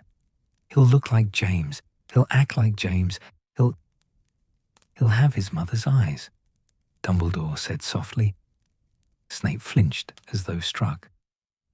Green eyes, Dumbledore continued, relentless in his gentleness. Lily's eyes. And he'll need protection, Severus, from the Death Eaters who will want revenge for Voldemort's fall, from those who would use him as a symbol, from the Dark Lord himself, should he find a way to return. Why me? The question came out plaintive, almost childish. You have the entire Order of the Phoenix. You have auras, trained fighters, people who actually... Because you loved her. Dumbledore's voice cut through his protests like a knife through silk. Because you understand what was lost. Because you will protect her son not out of duty or strategy, but out of love for the woman who gave her life for him. I hated Potter. Snape's hands clenched in his lap. Hated him more than anyone else in the world. And this boy, is it James Potter? Dumbledore leaned forward, his eyes boring into Snape's. Harry is his own person, Severus. He will make his own choices, forge his own path. Yes, he may look like his father, but he is also Lily's son.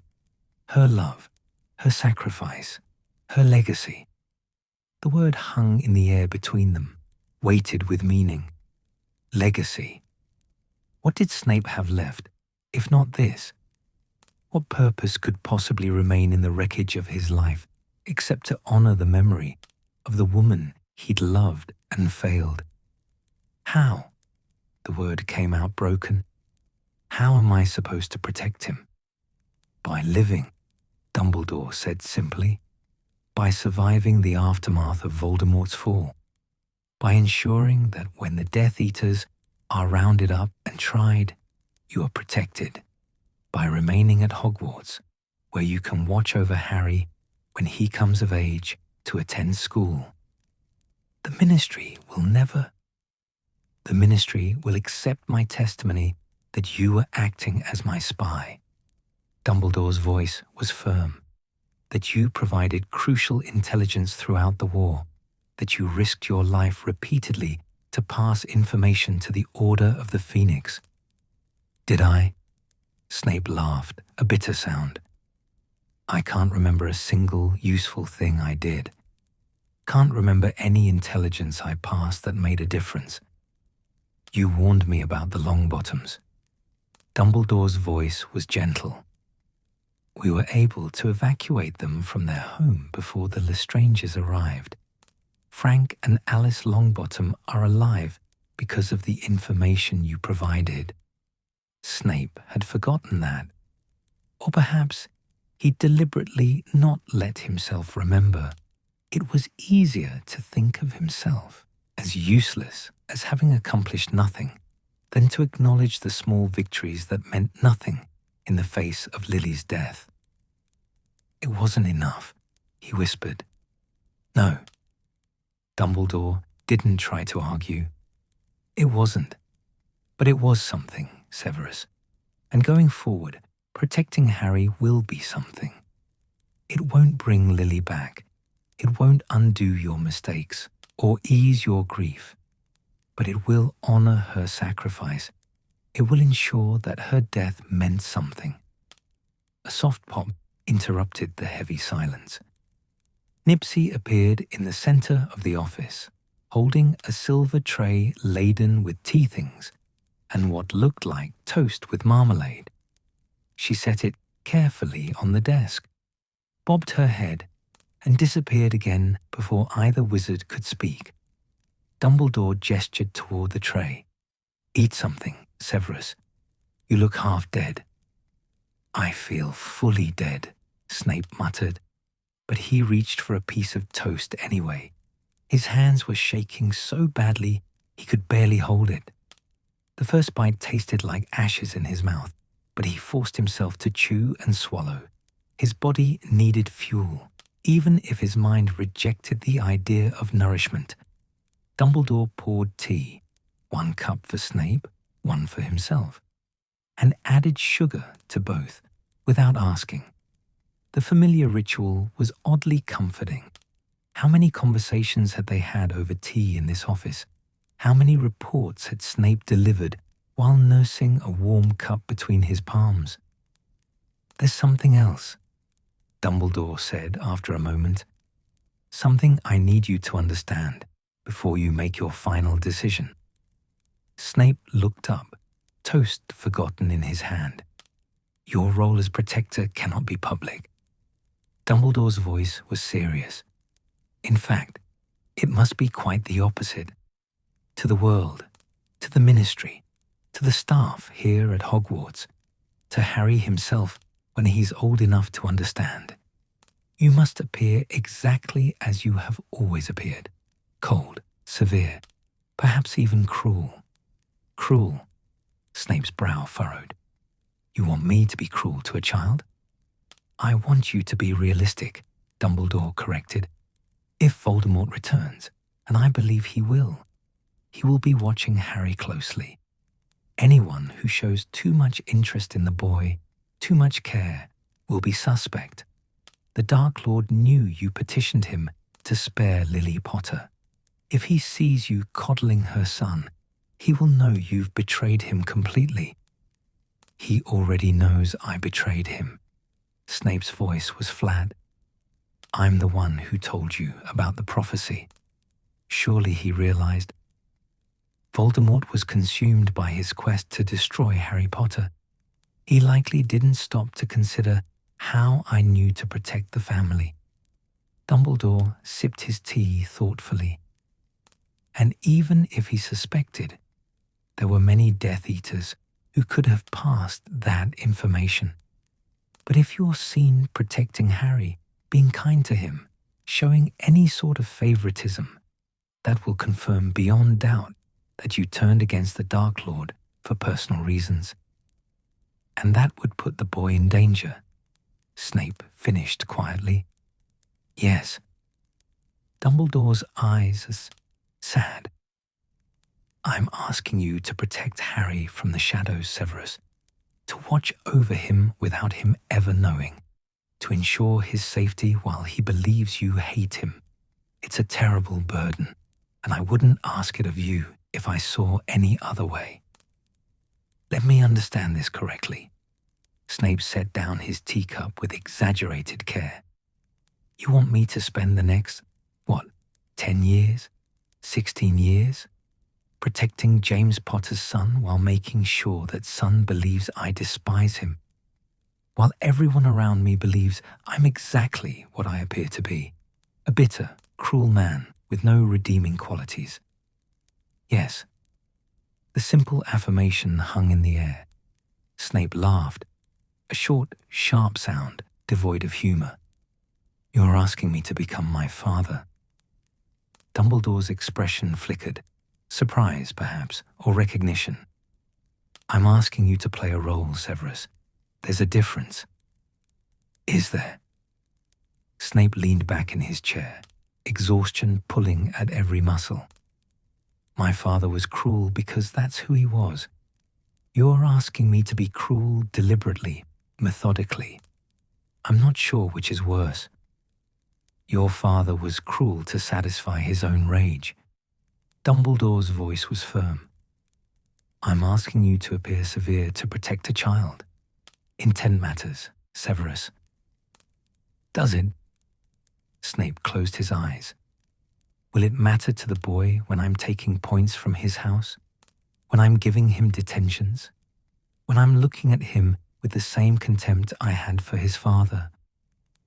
It will matter to you, Dumbledore said quietly, and it will matter to Lily's memory. You'll know the truth, even if no one else does. You'll know that everything you do, every harsh word, every cold look, is in service of keeping her son alive. A secret guardian. Snape opened his eyes, staring up at the ceiling where painted stars twinkled.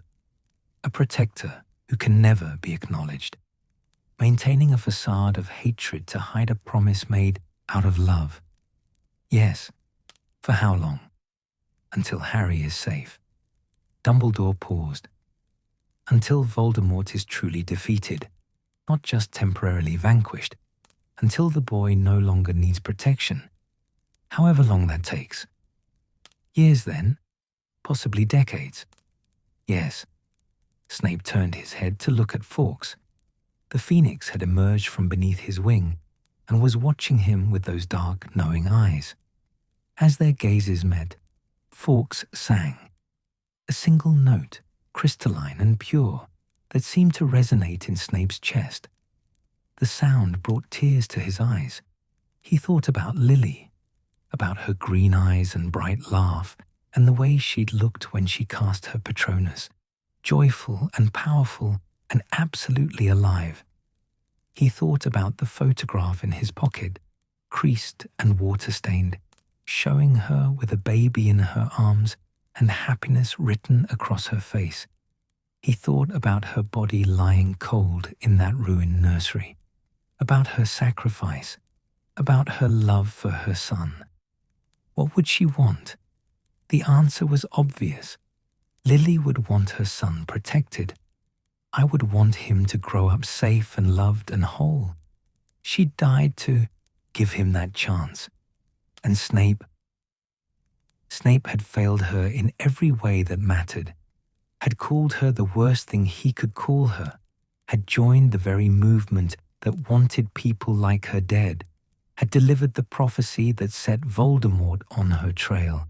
He'd failed her, but maybe, just maybe, he could honor her memory, could protect what she'd loved more than her own life, could spend whatever years remained to him ensuring that her sacrifice meant something, even if it cost him everything, even if it meant playing a role that would make him despised, even if it meant watching James Potter's son walk the halls of Hogwarts and seeing the man he'd hated in every gesture, every smile. For her, always for her. Snape took a shuddering breath and met Dumbledore's eyes. I'll do it, he said quietly. I'll protect Potter's son. I'll watch over him from the shadows. I'll play whatever role you need me to play. Thank you, Severus. Don't thank me. Snape's voice was harsh. This isn't nobility. It's not heroism. It's penance. It's all I have left. Nevertheless, Dumbledore inclined his head. You have my gratitude, and you have my word that I will protect you in turn. The ministry will not touch you. Your role as spy will be confirmed. You'll have a place here at Hogwarts for as long as you wish it. Teaching? Snape almost laughed. You want me to teach? You were an excellent professor during your time here. Dumbledore's eyes twinkled slightly, the first hint of his usual demeanor. The students found you demanding but fair. Your potions classes had the highest OWL results in a decade. That was before. Snape gestured vaguely at himself. Before all of this. I'm not fit to teach children now, Albus. I can barely keep myself together. which is why I'm not asking you to return to your post immediately. Dumbledore stood, moving to one of the windows. The war is over, Severus. Take time, grieve, heal as much as you're able. The position will be here when you're ready. And if I'm never ready, then we'll find another arrangement. Dumbledore turned back to face him. But I think you will be. I think you'll find that structure helps. That having students to focus on, lessons to plan, potions to brew, all of it will give you something to anchor yourself to, a reason to get up each morning. Other than protecting Potter's son, Snape said dryly. Other than that, yes. Dumbledore smiled faintly. Harry won't come to Hogwarts for nearly 10 years, Severus. You can't spend every moment of those years simply waiting and watching. You need a life of your own, however much you might wish otherwise. A life of my own. The phrase felt absurd. What life could he possibly have? What future existed for Severus Snape beyond servitude and penance and the endless weight of guilt? But perhaps Dumbledore was right. Perhaps having something to do, even something as mundane as teaching ungrateful children how to brew draught of living, death without poisoning themselves, would be better than simply existing in a void of grief. I'll consider it, Snape said finally. When I can. That's all I ask. Dumbledore returned to his desk and sat down heavily. For a moment, both wizards simply sat in silence, exhaustion settling over them like a blanket. Phineas Nigellus cleared his throat from his portrait. A question, if I may, Headmaster. Dumbledore looked up. Yes, Phineas? How exactly do you plan to explain Severus's presence here to the Ministry? They'll want to question him, surely. He was, a marked Death Eater. Severus has been acting as my agent for over a year, Dumbledore said calmly. He provided crucial intelligence that saved lives and shortened the war. I have documentation to support this claim, along with testimony from several Order members. Documentation can be forged, Phineas pointed out. Testimony can be coerced or bought. Are you questioning my integrity, Phineas? Dumbledore's voice remained mild, but there was steel underneath. I'm questioning whether the Ministry will believe it, Phineas replied. Bartemius Crouch will want heads to roll for this. Scapegoats. Severus makes a convenient target. Then it's fortunate that Crouch owes me several favors, Dumbledore said, and that I have friends in the Wiesengemot who will support my testimony. Severus will be cleared. I'll see to it personally. Snape listened to them discussing his fate with a strange sense of detachment. None of it seemed real. The office, the conversation, the promise he'd just made, all of it felt like something happening to someone else, like he was watching himself from a great distance. Shock, probably. His mind finally catching up to everything his body had endured over the past 12 hours. Severus, Dumbledore's voice cut through his spiraling thoughts. You need to rest. Proper rest. When did you last sleep? Snape tried to remember and couldn't. I don't know. There are guest quarters prepared on the 3rd floor. Dumbledore stood and moved toward a door Snape hadn't noticed, concealed behind a tapestry. I'll have the house elves bring up water for a bath and some proper clothes. Sleep for as long as you need. We can discuss the details later. I can't. Snape started to protest, though he wasn't sure what he was protesting. You can and you will. Dumbledore's voice was firm but kind. You're no good to anyone in this state, Severus, least of all to yourself. Rest.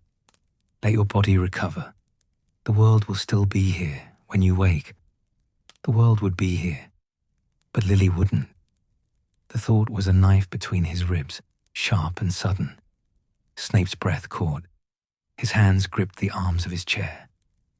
"She's really gone," he whispered. "I'll never see her again, never hear her voice, never—" "I know." Dumbledore's hand came to rest on his shoulder, a gentle weight. "I know, my boy, and I'm sorry. More sorry than words can express." Snape nodded, not trusting himself to speak. The tears he'd been holding back were dangerously close to the surface now, and crying in front of Dumbledore, crying in front of anyone, felt like a weakness he couldn't afford. "Come." Dumbledore guided him to his feet. "Let's get you settled. Everything else can wait." Snape allowed himself to be led toward the concealed door. His legs moved mechanically, following Dumbledore through a short corridor that opened into a modest but comfortable guest room. A bed with clean sheets, a wardrobe, a window overlooking the grounds. "Rest," Dumbledore said again. "I'll check on you later." He left, closing the door softly behind him. Snape stood in the center of the room, staring at the bed. He should remove his muddy boots, should take off his filthy robes, should do a dozen things that normal people did when preparing for sleep. Instead, he simply collapsed onto the bed, fully clothed, and let the darkness finally claim him. Severus Snape woke to silence. For a moment, a brief, disorienting moment, he didn't know where he was. The bed beneath him was too soft, the sheets too clean. Pale afternoon light filtered through unfamiliar curtains, painting the room in shades of amber and gold.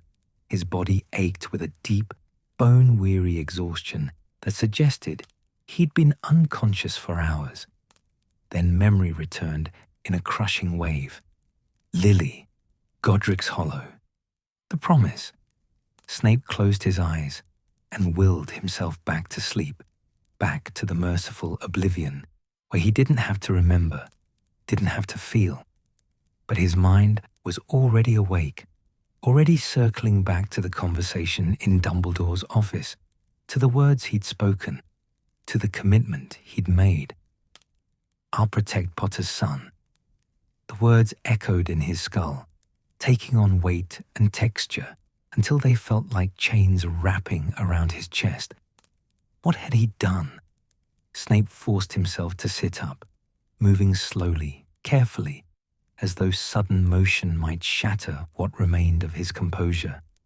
His body protested, muscles stiff, joints aching, the blisters on his heels sending sharp jolts of pain up his legs. He looked down at himself and grimaced. His robes were caked with dried mud, stained with grass and what might have been blood. His hands were scratched, nails broken and dirty. He smelled of rain and sweat, and the lingering scent of dark magic from Godric's Hollow.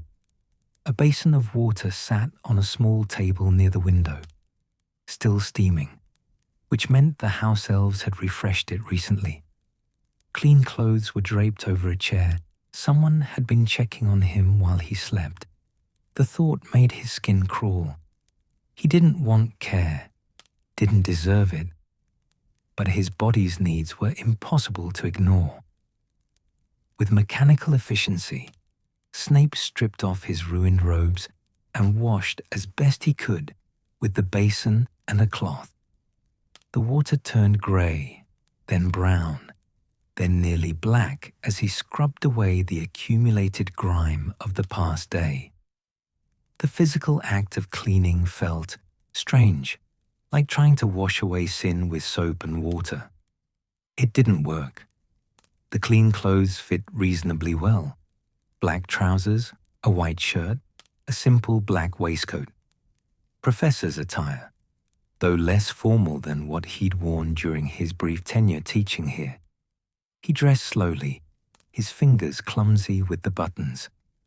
When he finally looked at himself in the small mirror above the basin, a stranger stared back. Pale skin stretched tight over sharp cheekbones. Hollow eyes shadowed with exhaustion and grief. Hair hanging limp and dull despite being freshly washed. He looked like a corpse given temporary animation. Alive in the technical sense, but lacking anything resembling vitality. Appropriate. Snape turned away from his reflection and moved to the window. The view overlooked the Hogwarts grounds, the sweeping lawns, the edge of the forbidden forest, the glittering surface of the black lake in the distance. The sun was low on the horizon, painting everything in rich oranges and deep purples. Late afternoon then. He'd slept through most of the day. November 1st, the day after Voldemort's fall, the day after Lily died, the first day of the rest of your life, some mocking voice in his head whispered. Snape pressed his forehead against the cool glass and tried to remember how to breathe. A soft knock at the door made him straighten. "Come in," he said, his voice hoarse from disuse. The door opened to reveal not Dumbledore, as he'd expected, but Minerva McGonagall. The deputy headmistress stood in the doorway, her expression carefully neutral. She wore her usual tartan robes and pointed hat, but her face showed signs of strain, lines around her eyes, a tightness to her mouth. She'd been to Godric's Hollow too, Snape realized, had probably helped retrieve the bodies, had witnessed the aftermath firsthand. Professor Snape. Her voice was formal, controlled. The headmaster asked me to check on you. He's been occupied with ministry officials for most of the day. I'm fine. The lie came automatically. McGonagall's lips pressed into a thin line. You look terrible. Thank you for your honesty. I wasn't trying to be cruel. She stepped into the room, closing the door behind her. I was simply observing that you appeared to have been through an ordeal. Albus mentioned you walked from Hogsmeade. Did he? Snape turned back to the window, unwilling to meet her gaze. What else did he tell you? Very little. McGonagall moved to stand beside him, her hands clasped in front of her. Only that you've agreed to remain at Hogwarts, and that your service during the war will be made known to the Ministry. Service. The word tasted like ash. Is that what we're calling it? What would you call it? Failure. Snape's voice was flat. I spied on the Dark Lord, passed information to Dumbledore, and in the end, none of it made any difference. The people I was supposed to protect are still dead. McGonagall was silent for a long moment. When she spoke, her voice was softer than he'd expected. Lily Potter. Snape flinched. I remember her, you know. McGonagall continued, her gaze distant. Brilliant student, top of her year in Transfiguration. She had a gift for seeing the potential in things, could look at a teacup and imagine it as a tortoise, could look at a match and see a needle. That kind of vision is rare. Why are you telling me this? Snape's hands clenched at his sides. Because grief is not something to be carried alone, Mr. Snape. McGonagall turned to look at him, her eyes sharp behind her square spectacles. And because I knew you were friends once, before everything became complicated. We weren't friends. The words came out harsher than intended. Not at the end. I made certain of that. Perhaps. McGonagall's expression didn't change. But that doesn't diminish your grief now. Loss is loss, regardless of the circumstances that preceded it. Snape wanted to argue, wanted to push back against the unexpected kindness in her words. But he was too tired, too hollowed out. Instead, he simply nodded, a jerky movement that acknowledged her words without fully accepting them. "The headmaster wants to see you when you're ready," McGonagall said after another pause. "There are matters to discuss regarding your future here." "My future?" Snape almost laughed. "I'm not certain I have one." "You do." McGonagall's voice was firm. "Whether you want it or not, Mr. Snape, you have a future. What you do with it, that's your choice. But the future exists regardless." She moved toward the door, then paused. "Dinner will be served in the Great Hall at 6. You're welcome to join us, or the house elves can bring something to your room if you prefer." "I'm not hungry." "Eat anyway." It wasn't a suggestion. Your body needs fuel, and starving yourself won't change what's happened. Before Snape could respond, she was gone, the door clicking shut behind her with quiet finality. He stood alone in the guest room, surrounded by comfort he didn't want and kindness he didn't deserve, and wondered how he was supposed to survive this. He didn't go to dinner. Instead, Snape spent the next hour pacing the small room like a caged animal. His mind wouldn't settle, wouldn't stop racing through the events of the past day, picking apart every decision, every choice, every moment where things might have gone differently. If he hadn't overheard the prophecy, if he'd kept it to himself instead of running to Voldemort, if he'd gone to Dumbledore sooner, if. The litany of failures was endless, and each one cut deeper than the last. A house elf appeared with a tray, soup, bread, what looked like roasted chicken. Snape waved it away, but the elf simply set the tray on the table and vanished before he could protest. The food sat there, cooling, filling the room with smells that made his stomach turn. Eventually, as the light outside faded to deep purple and the first stars began to appear, Snape forced himself to eat. McGonagall had been right. His body needed fuel. He mechanically spooned soup into his mouth, chewed bread without tasting it, swallowed chicken that might as well have been sawdust. Fuel, nothing more. When the tray was half empty, he pushed it away and stood. He couldn't stay in this room any longer. The walls were pressing in. The silence was suffocating. He needed to move, needed to do something, even if he had no idea what. Snape left the guest quarters and began to walk. The castle was quiet in the evening. Most of the portraits were dozing in their frames. The suits of armor stood motionless. The house elves had finished their work and retreated to the kitchens. His footsteps echoed in the empty corridors, a lonely sound that seemed to emphasize his isolation. He walked without destination, following familiar paths through Hogwarts, past the Transfiguration classroom, where he'd struggled with human-to-animal transformations, past the library, where he and Lily had spent countless hours studying together, her bright laughter filling the silence whenever he made a particularly dry observation, past the Defense Against the Dark Arts classroom, where he'd excelled, much to the professor's discomfort. Every corner held a memory, every corridor whispered with ghosts of the past.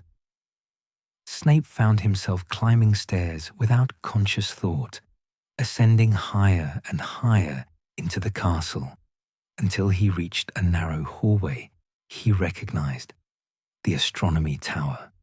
He pushed open the door at the end of the corridor and stepped out onto the observation deck.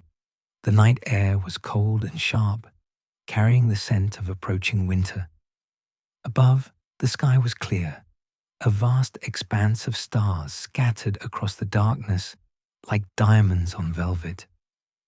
The moon was rising, nearly full, casting silver light across the castle grounds far below. Snape moved to the railing and gripped it with both hands, staring out at the landscape. From up here, the world looked peaceful, orderly.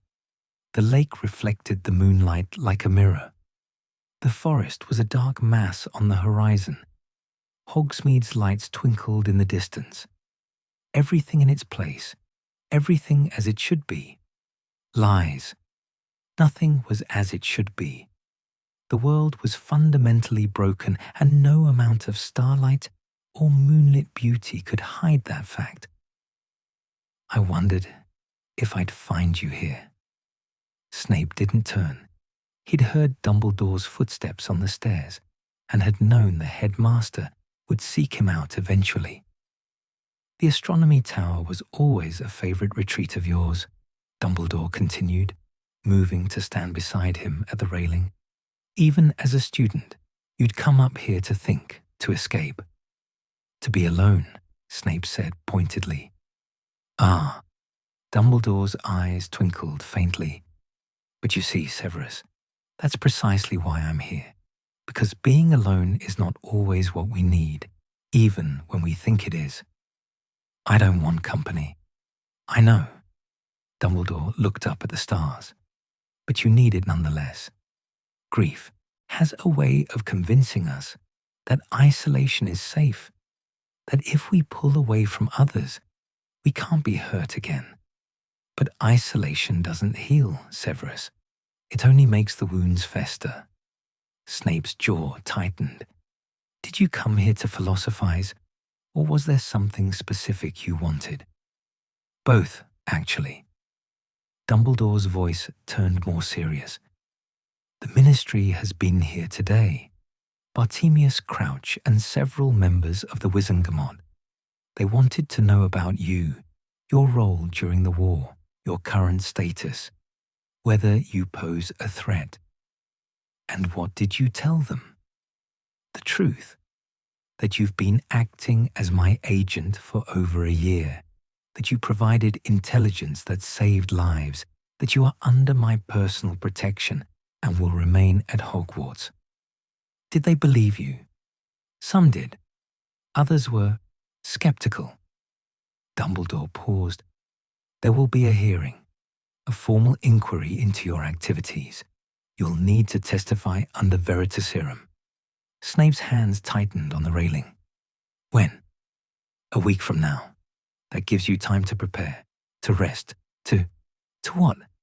Snape turned to face him. To concoct a story? To practice my lies? To remember the truth. Dumbledore's eyes were steady. You did act as a spy, Severus. You did pass information.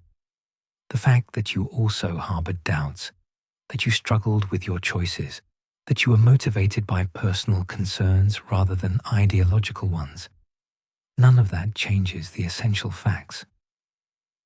And if they ask why I turned against Voldemort, Snape's voice was low, dangerous.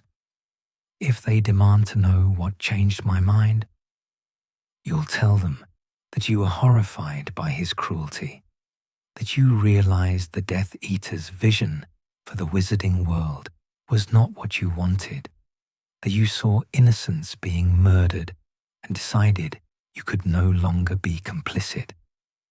Dumbledore paused. You won't mention Lily Potter specifically. That information stays between us. Why? Because it's too valuable a secret to share. Dumbledore's voice was gentle but firm.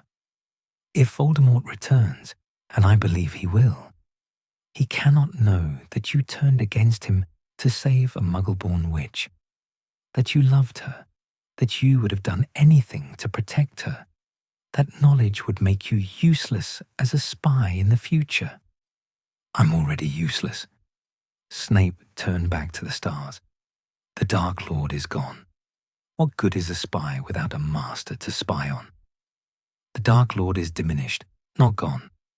Dumbledore moved closer, his voice dropping. His Horcruxes remain, Severus. You know this. And where there are Horcruxes, there is the possibility of return. How many? The question came out before Snape could stop it. How many did he make? I'm not certain. Several, at least. Perhaps more. Dumbledore's expression was grave. It will take years to find them all, to destroy them. And in the meantime, his followers may attempt to resurrect him, which means Harry Potter will remain in danger. Harry Potter, Lily's son, the boy Snape had promised to protect. "What do you want from me?" Snape asked quietly.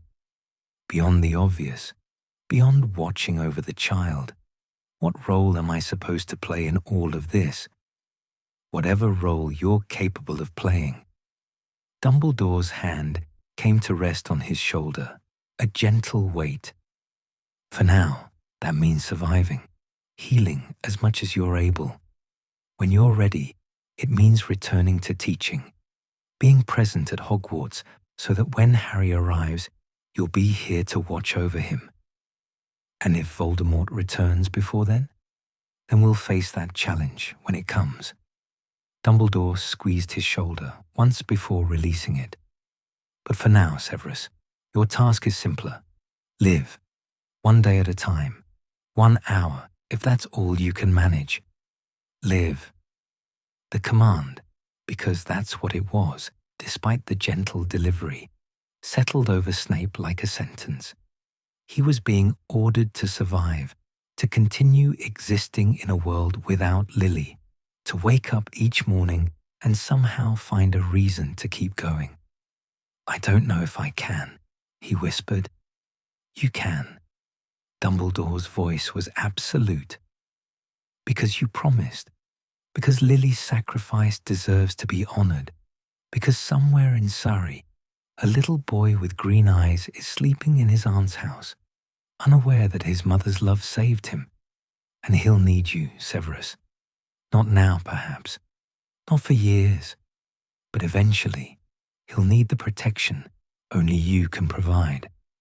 Snape closed his eyes, feeling the weight of those words settle into his bones. A little boy with green eyes, Lily's eyes.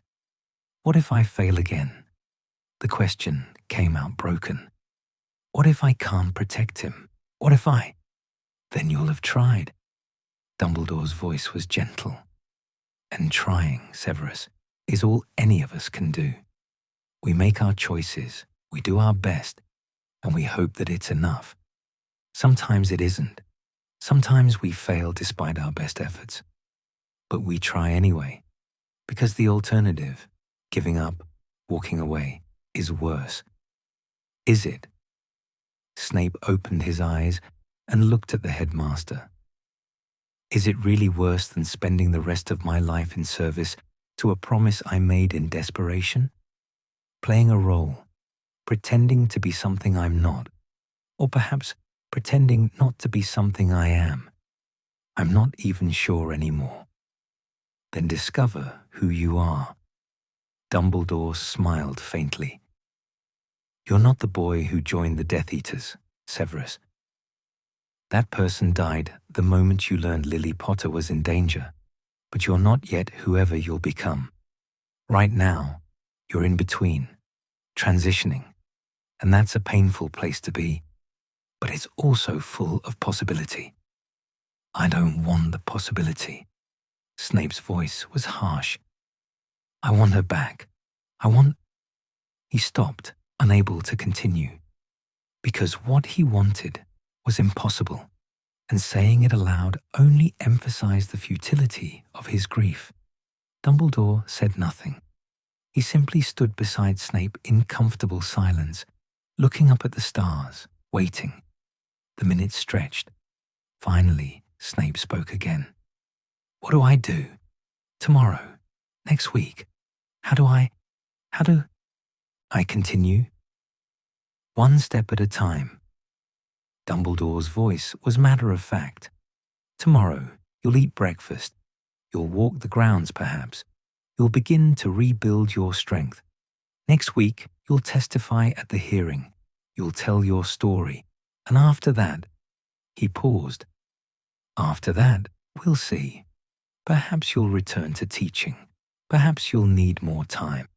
There's no prescribed path for grief, Severus. You'll find your way forward as you are able. And Potter's son is safe for now, living with his aunt, protected by his mother's sacrifice. Dumbledore turned to face him. You have time, Severus. Years before Harry comes to Hogwarts. Use that time. Heal. Become whoever you need to be to fulfill your promise. Snape nodded slowly. It wasn't acceptance, not really. But it was an acknowledgement, recognition that he had no choice but to move forward, however reluctantly, however painfully. There's something else, Dumbledore said quietly. Something I think you should have. He reached into his robes and withdrew a small object, holding it out to Snape. A photograph. Not the one Snape had taken from Godric's Hollow, that remained in his pocket, close to his heart. This was different, newer. It showed Lily as a young woman, probably 17 or 18, standing in front of the lake at Hogwarts. She was smiling, that brilliant, joyful smile that had always made Snape's heart ache, and her red hair caught the sunlight like fire. I thought you might want this, Dumbledore said softly, to remember her as she was, happy, alive, before everything became complicated. Snape took the photograph with trembling hands. The image moved, Lily turning her head, brushing hair from her face, that smile never fading. She looked so young, so full of life and possibility. Thank you, he managed, his voice rough. Keep it somewhere safe. Dumbledore's hand rested briefly on his shoulder again. Keep her memory safe, Severus. But don't let that memory become a prison. Lily wouldn't want you to destroy yourself in grief. How do you know what she'd want? The question came out sharper than intended. Because I knew her. Dumbledore's smile was sad. Not as well as you did, perhaps. But I knew her heart.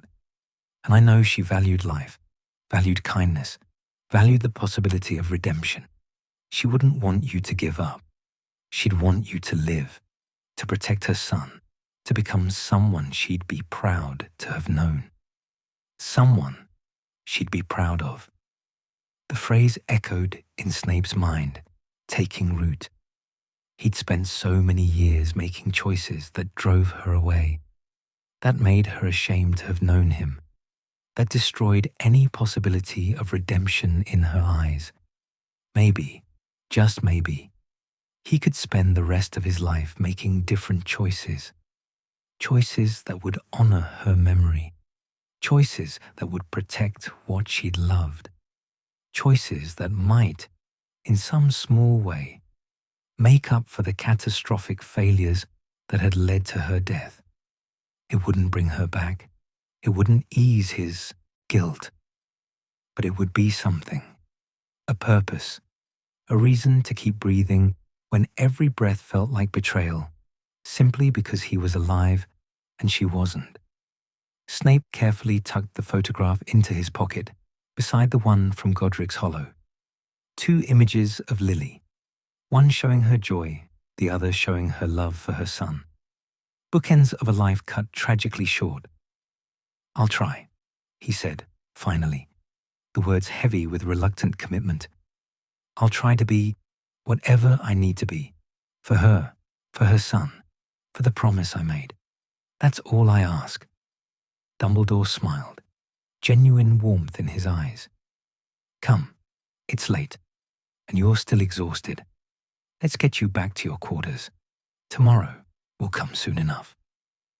They descended from the astronomy tower in silence, Dumbledore leading the way through the darkened corridors. The portraits they passed were sleeping now, their painted forms peaceful in their frames. The castle itself seemed to be holding its breath, waiting to see what the morning would bring. When they reached the guest quarters, Dumbledore paused at the door. Sleep well, Severus. And remember, you're not alone in this. Whatever comes, whatever you face, you have allies here. Friends even, if you'll allow it. I'm not very good at friendship, Snape said, a trace of bitter humor in his voice. Then perhaps it's time to learn. Dumbledore's eyes twinkled. Good night, my boy. Good night. Snape entered the guest room and closed the door behind him. The space felt less oppressive now, less like a prison, more like a refuge. The bed waited, clean sheets turned down by thoughtful house elves. The window showed stars beginning to fade as dawn approached. Another day, another chance to try, to continue, to honor the promise he'd made. Snape removed his waistcoat and shoes, then lay down on the bed, fully dressed. He pulled the 2 photographs from his pocket and held them up to catch the faint starlight. Lily smiling by the lake, Lily holding her son, love written across her face. 2 moments frozen in time, 2 reminders of what had been lost and what remained to be protected. I'll keep him safe, Snape whispered to the images. I promise, Lily. I'll watch over your son. I'll protect him even if he never knows, even if it costs me everything. For you, always for you. The photographs didn't answer. They simply continued their eternal loops. Lily smiling, Lily laughing, Lily loving her child, and Severus Snape, broken and grieving and bound by promises he couldn't escape, closed his eyes and tried to believe that tomorrow might somehow be bearable. Outside, the first light of dawn began to touch the horizon. The night Snape heard the news was ending. But the long years ahead, years of watching, protecting, playing a role that would make him despised, were just beginning. He would survive them. Because he'd promised. Because she'd loved her son enough to die for him. Because somewhere in Surrey, a little boy with green eyes was sleeping, peacefully, unaware that a broken man in a Scottish castle had just sworn his life to keeping that boy safe, always.